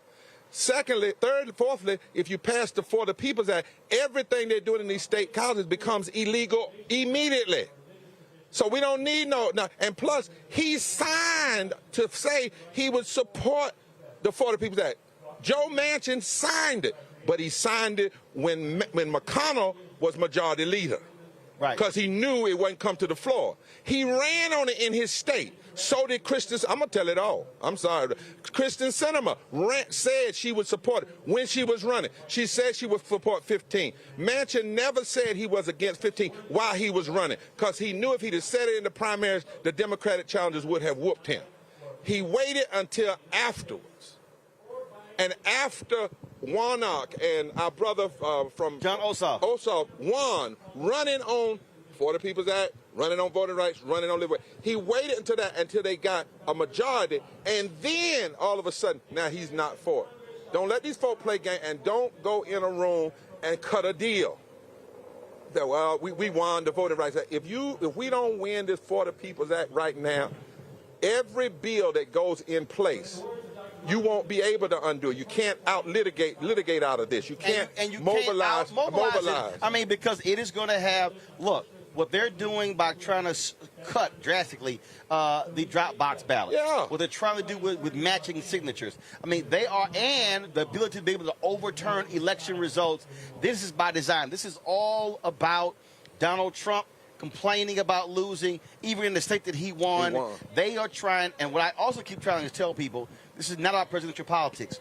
This impacts every single election, school board, city council, county commissioners, state reps, state senate, governors, all of these races, water district. If it's an elected position, DA as well, that's why people have to recognize we ain't playing games with this. And it's about fundamental, as you say all the time, power. These folk are wanting blatant power. They see the demographics shifting. They know the South is really not red. It's suppressed and unorganized. They know that, and many of these other places. So they see the demographics shifting. They want to control the power. And lastly, this is about the U.S. Chamber of Commerce. Why is the U.S. Chamber of Commerce celebrating Manchin and Sinema and the Republicans? Because they don't want expanded votes, because they know that undercuts their ability to control elected officials that can then pass tax policies and other policies that fill their pockets. And so if you're in an organization, and even if you had conversations with the U.S. Chamber of Commerce, you got to cut ties. You got to cut ties. Because either you're on the side of, you're going to treat corporations like people and people like things, or people like people and corporations like things. That's why for instance, Jeff Bezos did something last year. I'm going to tell on him. On July 1st, he said, I'm going to give $10 million to a certain social justice organization, which is no money for him. On the next day, the 3rd of July, he cut all of the pay for his workers, the pay that they were getting because of COVID. We cannot let the corporate interests have more power than the power of people. 80% of Americans want this. Do you know in that For the People's Act, it says a president must show his tax returns? And so we know. It says that early voting, same-day registration are all law. It says that you cannot change a precinct without giving 7-day notice. That's just, we're going to talk through it. Right. But the point is, brothers and sisters, this is not a time for capitulation, and any compromise in this moment is capitulation and allowing the forces that win that have no concern for us. Lastly, if you're going to do infrastructure, do what Lyndon Baines Johnson did. He used to tell folk, you don't vote with me, you don't get no money. Right. You don't vote for me, you don't get no money. And people are saying, well, you know, if we just get this now, we can get this later. We're going to be in the midterm soon. And here's the whole deal. Biden, you ain't getting Republican votes. No. Okay, this whole deal, I think I can pick up, this Democrats been trying to get that Republican suburban white woman for the last umpteen elections. You ain't getting them. What you can, not this group of Republicans. What you can turn out, you could turn out more black people, more Latinos, that's right. More young people. You could turn out and more poor women. Folk. And poor because folk, 55% of poor and low-wealth people voted for Biden-Harris. That never happened before. But it's because he said living wage 15. And see, there's a shifting happening, but the politics is rooted in this is not the Eric Derrickerson Republican that came over with Lyndon Baines Johnson, who Lyndon Baines gave the first pen when he signed the Voting Rights Act. No, this is an extremist group of folk that have hijacked the Republican Party. They are trying to put the hopes and dreams of the Southern strategy into law. This is a political insurrection. January 6th was a physical insurrection. This is the political, this is the insurrection. Right. politically. And they are weaponizing policy. They couldn't get what they wanted on January 6th. Exactly. So then they're doing this. And they're weaponizing the filibuster like never before. And everybody in this democracy better stand up and stand up. In fact, Reverend Jackson and I and some others, I was talking to a lot of people today. They said, you know what? We ought to support whatever happens on the 28th. And then we ought to say, but if you can't get there, every state, you need to be marching on your capital. Yeah. In fact, I have long said, y'all, I appreciate August 28th. I said, but if you mobilize in multiple states, you're going to have more people participating. As I told folk, I'm supporting everybody trying to do right. But I do know in 1963, see, I was born 2 days after the March on Washington. My dad used to tell me the story because they said I was supposed to be born on the 28th. My mama went into labor, and I said, hold up, let's see what happened. And my daddy said, I went to the other marches. He didn't go to 28 because he was waiting for me. But he always remind me, Bob, Billy, that's what he called me, Billy. Don't y'all call me that. That's what he called me, Billy. He said, listen, nobody came to March on Washington to hear Dr. King speak. That wasn't the purpose. They were mobilizing, and Dr. King said, go back to Alabama, go back to Mississippi. But he said also why it happened, because it was between Birmingham activism, Mississippi activism, then Freedom Summer followed. But on that day, that week, there were more than 200 actions in 200 cities. Lawson, who was one of King's main supporters, was in jail. James Lawson. He was in jail in Louisiana. Jesse was in jail in Greensboro. That's what was happening. Diane Nash was in Selma planning. So, Lord, y'all, it's not all of us coming under one banner. Right. I support everybody that's doing everything, but we got to do a whole lot of a lot to push what needs to happen in this moment. All right, Reverend Dr. William Barber, we appreciate it. We're going to be live streaming the march. It's taking place beginning at 8 a.m. Eastern tomorrow. So as they walk in, we'll be live streaming. Come on.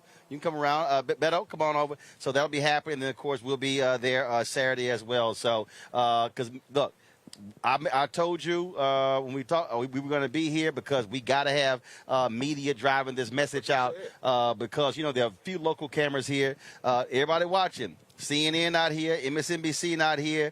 They might be here Saturday, but this is the stuff that has to be getting out constantly. Got to get out constantly. Thank you so much, Roland. It, Frank. And look, I'm going to give you your flyer, your fan from Ghana back till tomorrow. I got 4 of them, so I have I'll one borrow for one you. tomorrow. I have one for you. Get some spray on this for Beto. You know we're trying to be COVID safe. Who got some spray real quick? Let's get some spray. Beto O'Rourke is going to step over.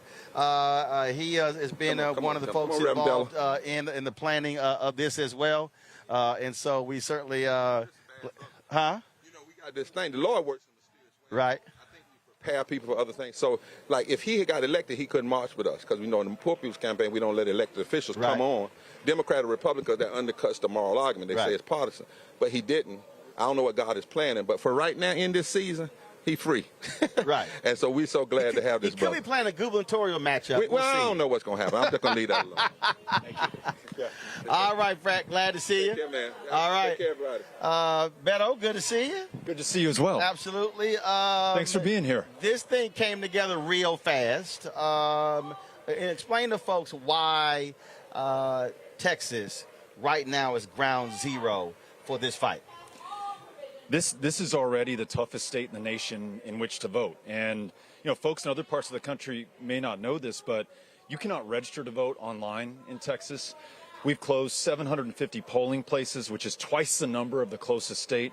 And most of those polling place closures are in the fastest growing black and brown neighborhoods in the state of Texas, probably in America. And so when you see a line stretching 6 hours outside of TSU next election, that's not by accident, and it's not just because folks are hungry to vote. It's because polling places have been closed, making it hard for people to exercise the right. On top of all that, Texas is trying to make it even tougher on even more people. And so this truly is the front lines in the fight. So much so that you have more than 50 Democratic state legislators literally leave the state to grind the wheels of suppression to a halt.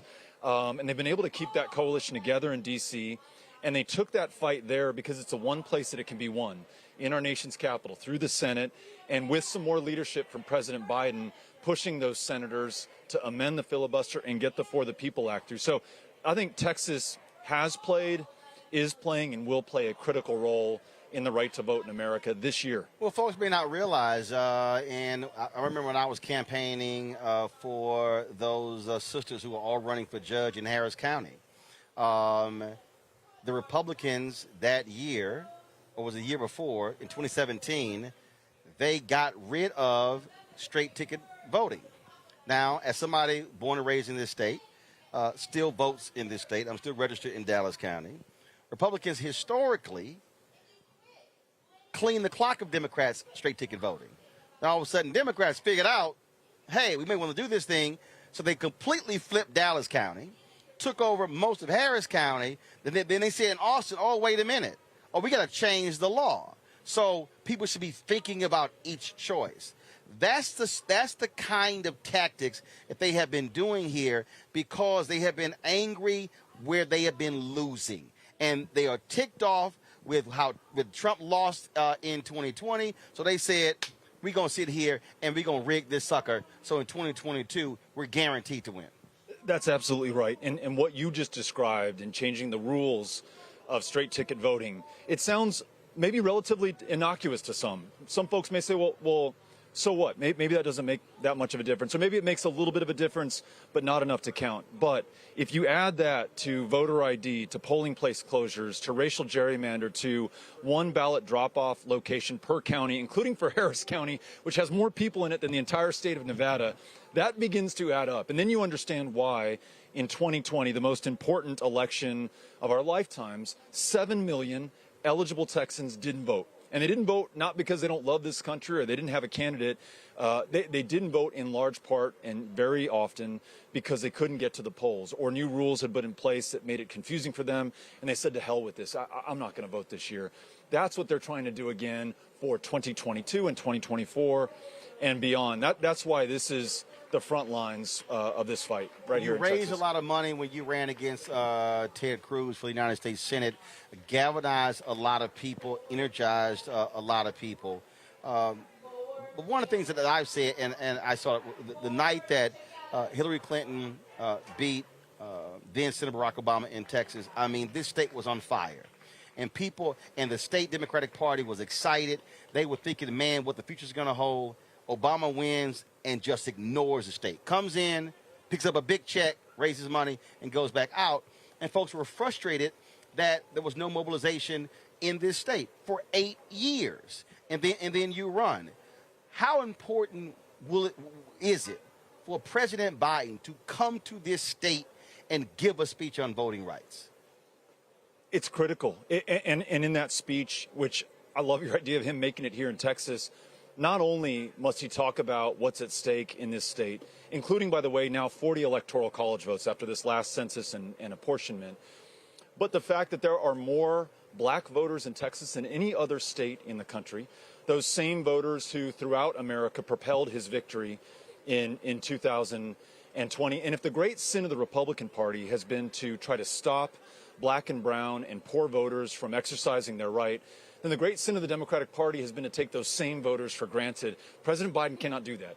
And he can't do that if he wants to win in 2024. He cannot do that if he wants to preserve democracy in 2021.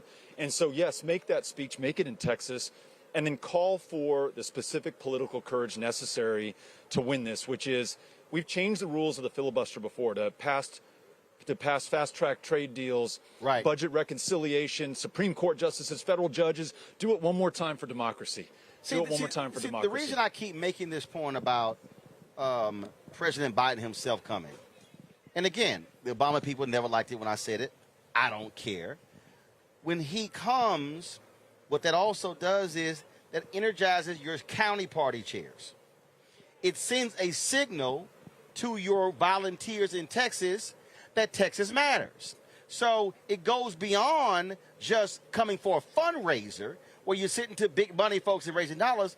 No, it is the point of organizing and mobilizing, because if the Republicans are successful, if the Democrats in D.C. don't act, then you're really going to have a very tough road to hoe to organize people, to register people, to make sure they have the voter ID, to jump over all of those hurdles, which means you got to be starting now for November 2022, not waiting until, August of 2022 to say, okay, let's ramp up our voter efforts?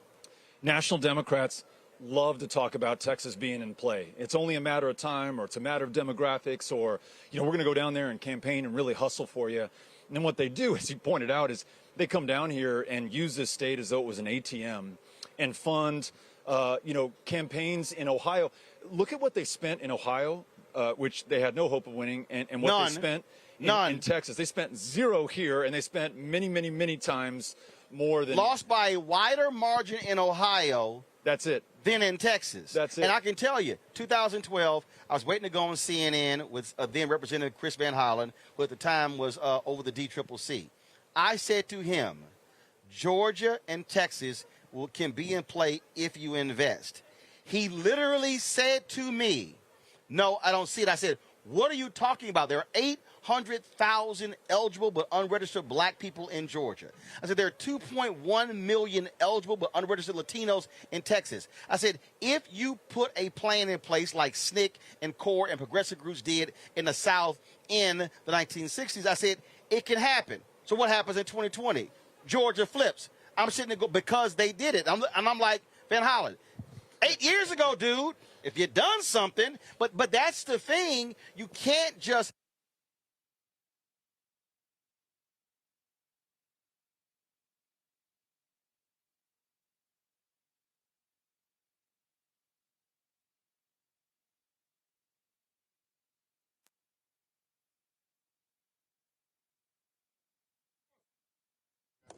that are trying to pass these bills across the country, but here in Texas, to, yes, suppress, to stop, to undermine the vote. The same folk that block you from having living wages are the same folk that wouldn't fix your utilities problem.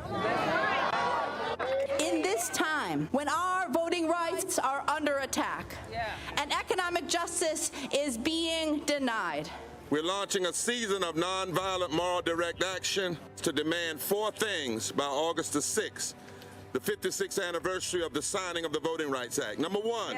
end the filibuster. Number 2. Pass all provisions of the For the People Act. Fully restore the 1965 Voting Rights Act. And number 4, raise the federal minimum wage to $15. Pass the For the People Act. That is the last best hope for voting rights, not just in Texas, but Georgia and Florida and about a dozen other states. Pass the John Lewis Voting Rights Bill and the For the People Act. Let our people vote. The Latinx community is the rising electorate in Texas, and our representatives are threatened by these shifting demographics. Our pathway to citizenship, to a living wage, depend on our access to the ballot. This is not just a black issue. That's right. This is a moral, constitutional, and economic democracy issue. Poverty is reinforced by public policy. And what happens in Texas, as well as in America, we create policies that perpetuate poverty, and then we criminalize the poverty that we create. There's only so much we can take, and it's time for us to stand up and speak loudly against what's happening here. I think in Texas that it is time for a Selma-like. I think we ought to march from Georgetown to Austin. And we ought to come to Austin, but we ain't coming to Austin just for Austin. We come to Austin to save the Washington, D.C. Which side are you on? And don't...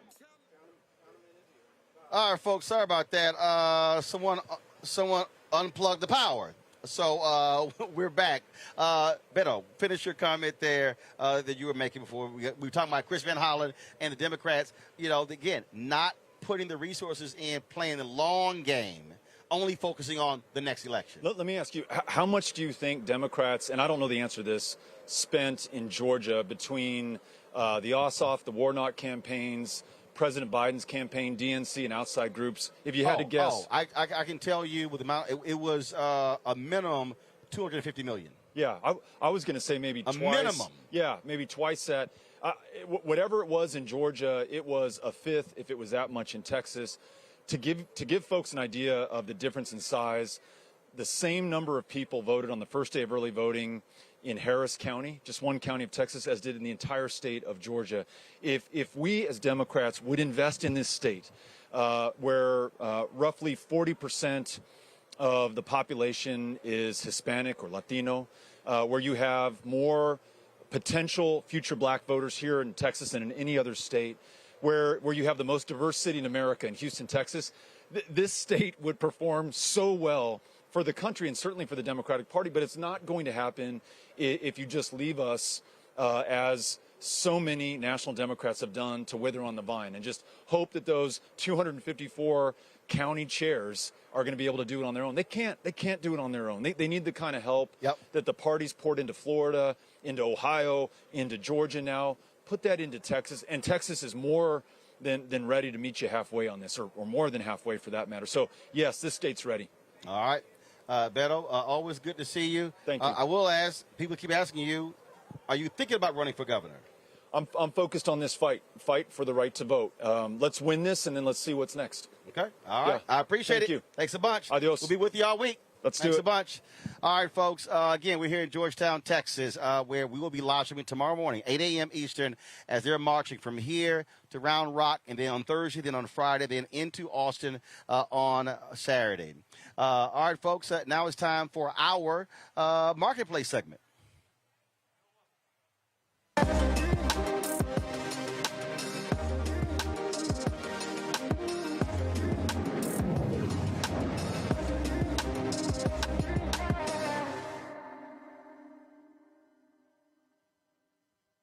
All right, folks, Marketplace segment sponsored by Nextdoor. We appreciate the partnership with them.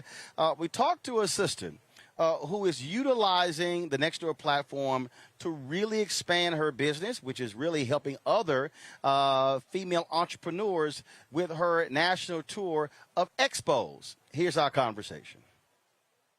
All right, Aisha, glad to have you here on Roland Martin Unfiltered. So tell us about your Sistahs in Business Expo. Absolutely. Thank you so much for having me, Roland. The Sistahs in Business Expo is the country's only multi-city small business expo and community created specifically to celebrate and educate entrepreneurial women of color. We launched back in 2017 with the mission of creating an affordable and accessible platform where women of color could showcase and grow their businesses. And we've been doing that ever since, touring cities across the country. Most recently, we added to our brand the Sistahs in Business University, which provides teaching and training for women of color in business, as well as the Sistahs in Business Foundation, which provides grants, cash dollars to women of color in business. And in April, our COVID pivot was to open a retail location, over 5,000 square feet at a beautiful mall here in northern New Jersey, where we have over 85 Black women-owned brands featured on our shelves every single day. And so our whole mission is really about providing a space and opportunity where women of color can succeed as entrepreneurs. So let's talk about this in terms of how did this start? So what was the genesis of this? Because there have been expos for years. In fact, it was Rainbow Push, then Operation Breadbasket, that really developed the concept of these Black business expos, and upwards of 700,000 people were going through these multi-day events. And then we started having these expos across the country where Black businesses were able to come together. People were able to see the products of all the different Black businesses. So how did you start? So, it really started out of a need that I experienced as an entrepreneur myself. This is not my first stab at entrepreneurship. My sister and I have owned a career coaching business for over 15 years. And over the years, always wanted to participate in, many of those large scale expos that you referenced, but always found as a micro to small business just starting out that the costs were prohibitive, or that they were specific to certain industries or certain business types. We in particular were a service-based business. business and weren't necessarily selling a product. And so over the last few years, there's been so much talk about women of color being the largest and fastest growing demographic of entrepreneurs in the country. But when you dig a little deeper, you find that we're also the least funded, the least earning, the least supported. And so this expo was created to really have a specific niche in terms of being an affordable option. So while other expos, you know, the vendor fees might be around $1,500, $2,000, ours average around $300 to $400, but still high quality, and also being open to all business types, both services and products. And then even more specifically, narrowing it down to not just Black businesses, but women-owned Black businesses. And so as you travel around the country, first of all, how many cities are you hitting on an annual basis? So we average about 4 cities, Newark, New Jersey, Philadelphia, Columbia, South Carolina, and Atlanta, Georgia. This year, we also are adding the DMV area. So we'll be at the University of Maryland, College Park on August 7th. And we're also slated to add Houston, Texas in 2022. So those are the cities we've been going to. And each year, we plan to add about 1 or 2 more cities to our roster. And obviously for these women entrepreneurs, it's an opportunity for people to be able to obviously meet them, see their products, try their products. How has it actually helped businesses grow? You know, the bottom line. And so there are multiple ways. So the fact that you're just in a room, in a space with thousands of people, we average about 1,500 people per city, with other like-minded entrepreneurs, as well as those who are specifically intentional about supporting Black women-owned businesses. It's a win-win situation. So whether you're a product business who's able to, you know, increase and generate substantial revenue as a part of being a part of our events, or if you're a service-based business and are now able to expand your market and make many others aware of your services who can utilize them later down the line. We've seen significant growth in the businesses that participate in our events. Many of them travel with us across the country because we are a lower cost option. They're able to have a higher profit margin by participating. And so we're really just helping them to generate revenue, but also giving them the tools and the skills that they need to succeed. And so that's where the university and the foundation come into play. How have you utilized the app Nextdoor to actually grow this expo? Yeah, Nextdoor has been an incredible tool and resource in order to connect with other Black women-owned businesses in certain communities. Anytime we go into a new market or are returning to a market and we want to reach another audience or a larger audience of women of color entrepreneurs, Nextdoor has an excellent resource for that. Their commitment to spotlighting and supporting Black-owned businesses and small businesses is really, really helpful. And so we utilize it in that way to really expand our reach and also be a support to businesses that are in the areas where we go. And you know, the thing that I'm always telling entrepreneurs, take advantage of free marketing resources and really maximize social media. And it's amazing to me how many people don't do that. They don't take advantage of Twitter, of Instagram, Facebook, Snapchat, TikTok, Tumblr, but also, you know, Nextdoor. And I'm always trying to explain to people, you know, build your following, if you will, build up your ability to reach folks at a lower cost as opposed to trying to run commercials on radio or television or billboards or things like that. Absolutely. You're 100% right. You know, in this day and age, there are so many resources and opportunities available that, you know, we didn't have when we started our career consulting business back in 2005. The resources are limitless, and you really don't need a whole lot of money to get started because of these many platforms and opportunities that you mentioned. And Nextdoor is right at the top of the list. You know, we're really doing ourselves a disservice as entrepreneurs when we don't take advantage of the resources that are out there. And while there might be a learning curve for some, or it might be something that they're not used to, you really just have to do the work to learn or connect yourself with others who already know how to do it and can help you, because the sky is the limit when you utilize these resources. And have you also then been working with these other businesses to get them to expand how they utilize apps like Nextdoor to connect with customers and then to be able to grow their businesses in a smart way?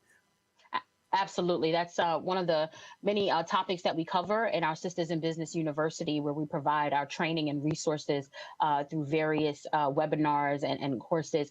We really try to focus on the utilization of the various marketing options out there, because like you said, so many people feel discouraged or like they, don't have skin in the game when they can't afford to run ads or they can't afford radio and TV commercials. And we make it very clear that you don't have to have that to get started or even to sustain. It's really just about becoming familiar with and becoming knowledgeable about how to use the many free and even low cost resources that are out there. And so we really are intentional about including that in our curriculum for our Sistahs in Business University.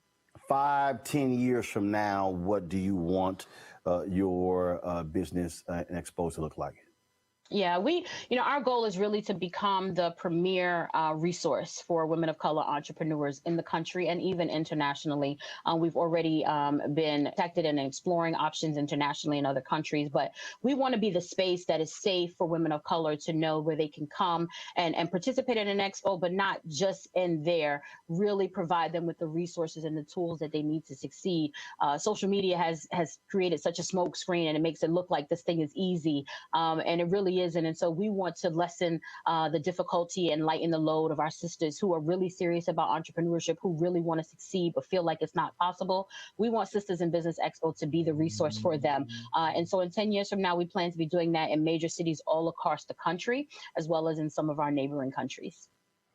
Well, it's certainly glad to have you on the show, and what this it does, it really is important because, again, especially I think with the university piece, because so many folk simply they want to own a business, but they really don't understand all that goes into actually being the boss. Yes, sir. Yes, sir.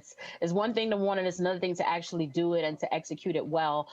We've seen it done, but it's really a matter of getting close to those who can help you make it happen. We don't want it to be something that people see as an intangible goal, but something that they really can accomplish. And so we're going to keep working and making sure that our sisters know that it is possible. You can succeed as an entrepreneur. You don't have to be miserable on your 9-to-5, or if you enjoy your 9-to-5 and you really want to grow your side hustle, wherever you find yourself, we will meet you there and help you to reach your goals.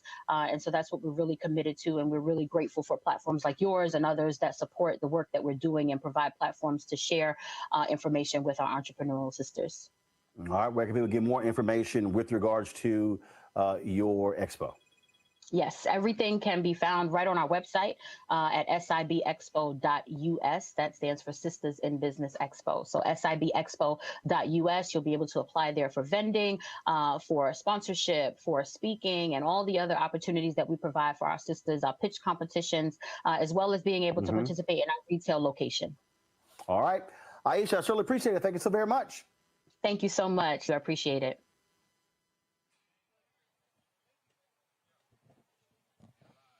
All right, folks. Aisha, thank you so very much. And, folks, be sure to download the app from Nextdoor. You can connect with people who live in your community. It's based upon zip code. It's really a great way to connect. And so we certainly appreciate featuring these Black-owned businesses who utilize Nextdoor to grow their business. And so we'll talk to one more next week. Folks, let's start with a truncated show here. Let me thank Faraji, Mustafa, and Teresa for being on our panel today.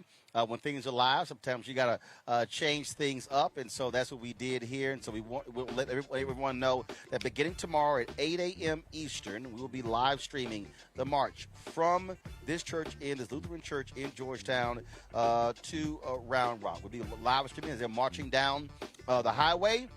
We'll be doing that tomorrow, Thursday, and Friday. And, of course, the big rally taking place on Saturday. We will be live as well, full-fledged show. And that's going to be starting at 8:30 a.m. I think they told me 8:30 local. I'm still getting the schedule. The rally is supposed to start at at 10 o'clock Central Time. So we're still working on that. But, again, we're probably going to be live around 9 a.m. Eastern on Saturday. We'll certainly let you know that. And so that's what we're doing here. This is the March for Democracy. We'll be talking to a lot more other folks over the next several days here in Texas as we put the spotlight on the fight for voting rights here and across the country. If you want to support what we do, keep in mind, folks, your dollars make all of this possible. In fact, if is the mobile camera still up? or do we take it down? I would love to show y'all in terms of what our setup is here. As a matter of fact, Henry, see if you could grab one of these cameras and just give folks a shot. I just want to let y'all know how we roll. And so we've got our Roland Martin Unfiltered tent set up here. I told y'all, I'm from here. I know about heat. And so that sun was blazing. It is still, let me check to see what the temperature is right here. Let's see. To take it back there. So I want to show them the tent. And so this is, you got it here? Let me show y'all. So it is right now. It is still 91 degrees. Feels like 93 degrees, and it's 7:36 here. And so we've got our 10 by 15 tent set up to show folks where we are. Yeah, go ahead and switch that. And so your dollars supports all of this. Our Roll Mobile is here. We're going to have the cameras mounted on our vehicle tomorrow, broadcasting the march. And so this is, you see right here, this is our tent that we have set up. And so as Anthony goes around, you'll see what it looks like in terms of we've got sidewalls and everything. So we let folks know that we are here. And so your dollars, your donations make all of this possible for us to do what we do. So when somebody's trying to figure out where we are, how can I find you for the interview, I tell them this is where we go. And you know what? It's always really stupid people who comment, folks that's like, I got some fool on YouTube talking about begging poor people. But here's the whole deal that some folks don't get. That is, we've got people who have given to us $1, $5, $10, $25, $20. We've had other people give us upwards of $30,000 because they believe in what we do. They support independent black-owned media. So you can do so by giving Cash App, $RM Unfiltered, PayPal.me/R Martin Unfiltered, Venmo.com is /RM Unfiltered. Of course, Zelle is Roland@RolandSMartin.com, Roland@RolandMartinUnfiltered.com. And for the whiners on Facebook and YouTube who are complaining, y'all are freeloading because you clearly are watching for free. And we thank the people who are donors to our Bring the Funk fan club because they make this whole thing possible. And so we really appreciate it. And matter of fact, I'm not even going to sit here and entertain, even give you the name of the troll who's running his mouth. But you know what? This is what we do, and we're going to keep building this thing every single day. That's what we're going to do, and we got these things. We got this going. Like I said, we're going to be broadcasting tomorrow. So we want to thank folks here, also back at our home office in D.C. That's it. I'll see you guys tomorrow right here on Roland Martin Unfiltered, 6 p.m. Eastern on YouTube. Hit that like button. Facebook, hit that button as well, that share button, and we will see you tomorrow. That's it, folks. Holla!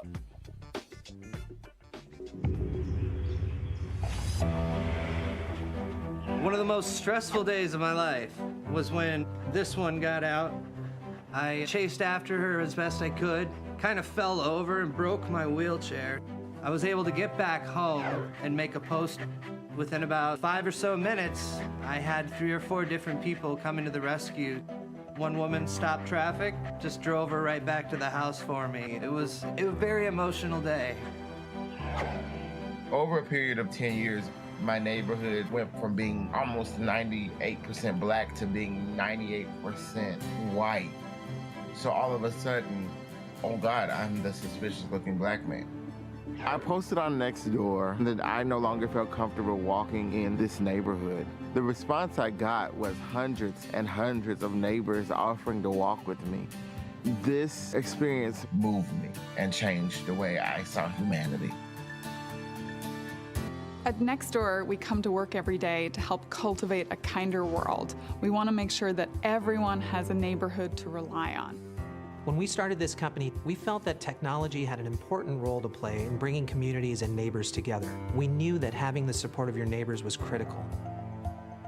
And when I found out I was becoming a father, I panicked. What am I going to feed this kid? I posted, hey, any other gardeners who might have extra soil, seeds, equipment, and they came up from everywhere. As human beings, we want a sense of safety and anything that gives us that sense of connection. You drive through a neighborhood and you see houses and bricks, but really what you have is people, business owners and entrepreneurs. We know that the locals are what keep our restaurant going. When somebody says that they enjoy our restaurant, it brings us business. It's been really cool being able to cheer on your neighbors as they open up the next coffee shop. When Hurricane Harvey first hit Houston, I realized that Nextdoor was much more than just a day-to-day utility. It was a lifeline to the community. The neighbors have been using that Nextdoor app to coordinate evacuations. When the pandemic started, people did have the urge to help, but often they didn't know who to help or how. Our Nextdoor group took off explosively. Just after a year, we had over 1,000 members. Nextdoor evokes a sense of pride in your neighborhood, and we know that people globally are craving for that. We posted our music video on the Nextdoor app. A lot of people in the area liked it. And people are beautiful. Let's go to the beautiful. Keep them rhythm for the box we got. Stay on the drums. I think the video meant a lot to our neighbors because it portrays the Cascade area in a positive lighting. At the end of the day, this is a business model about people and neighborhoods and communities. Wouldn't it be beautiful to connect Wall Street to Main Street and to do well and do good at the same time? It's going to be the legacy of 2020 that Nextdoor put neighbors together for a cause and then forever. Thank you very much. It often starts online, but we know that it continues into the real world, and that is the superpower of Nextdoor.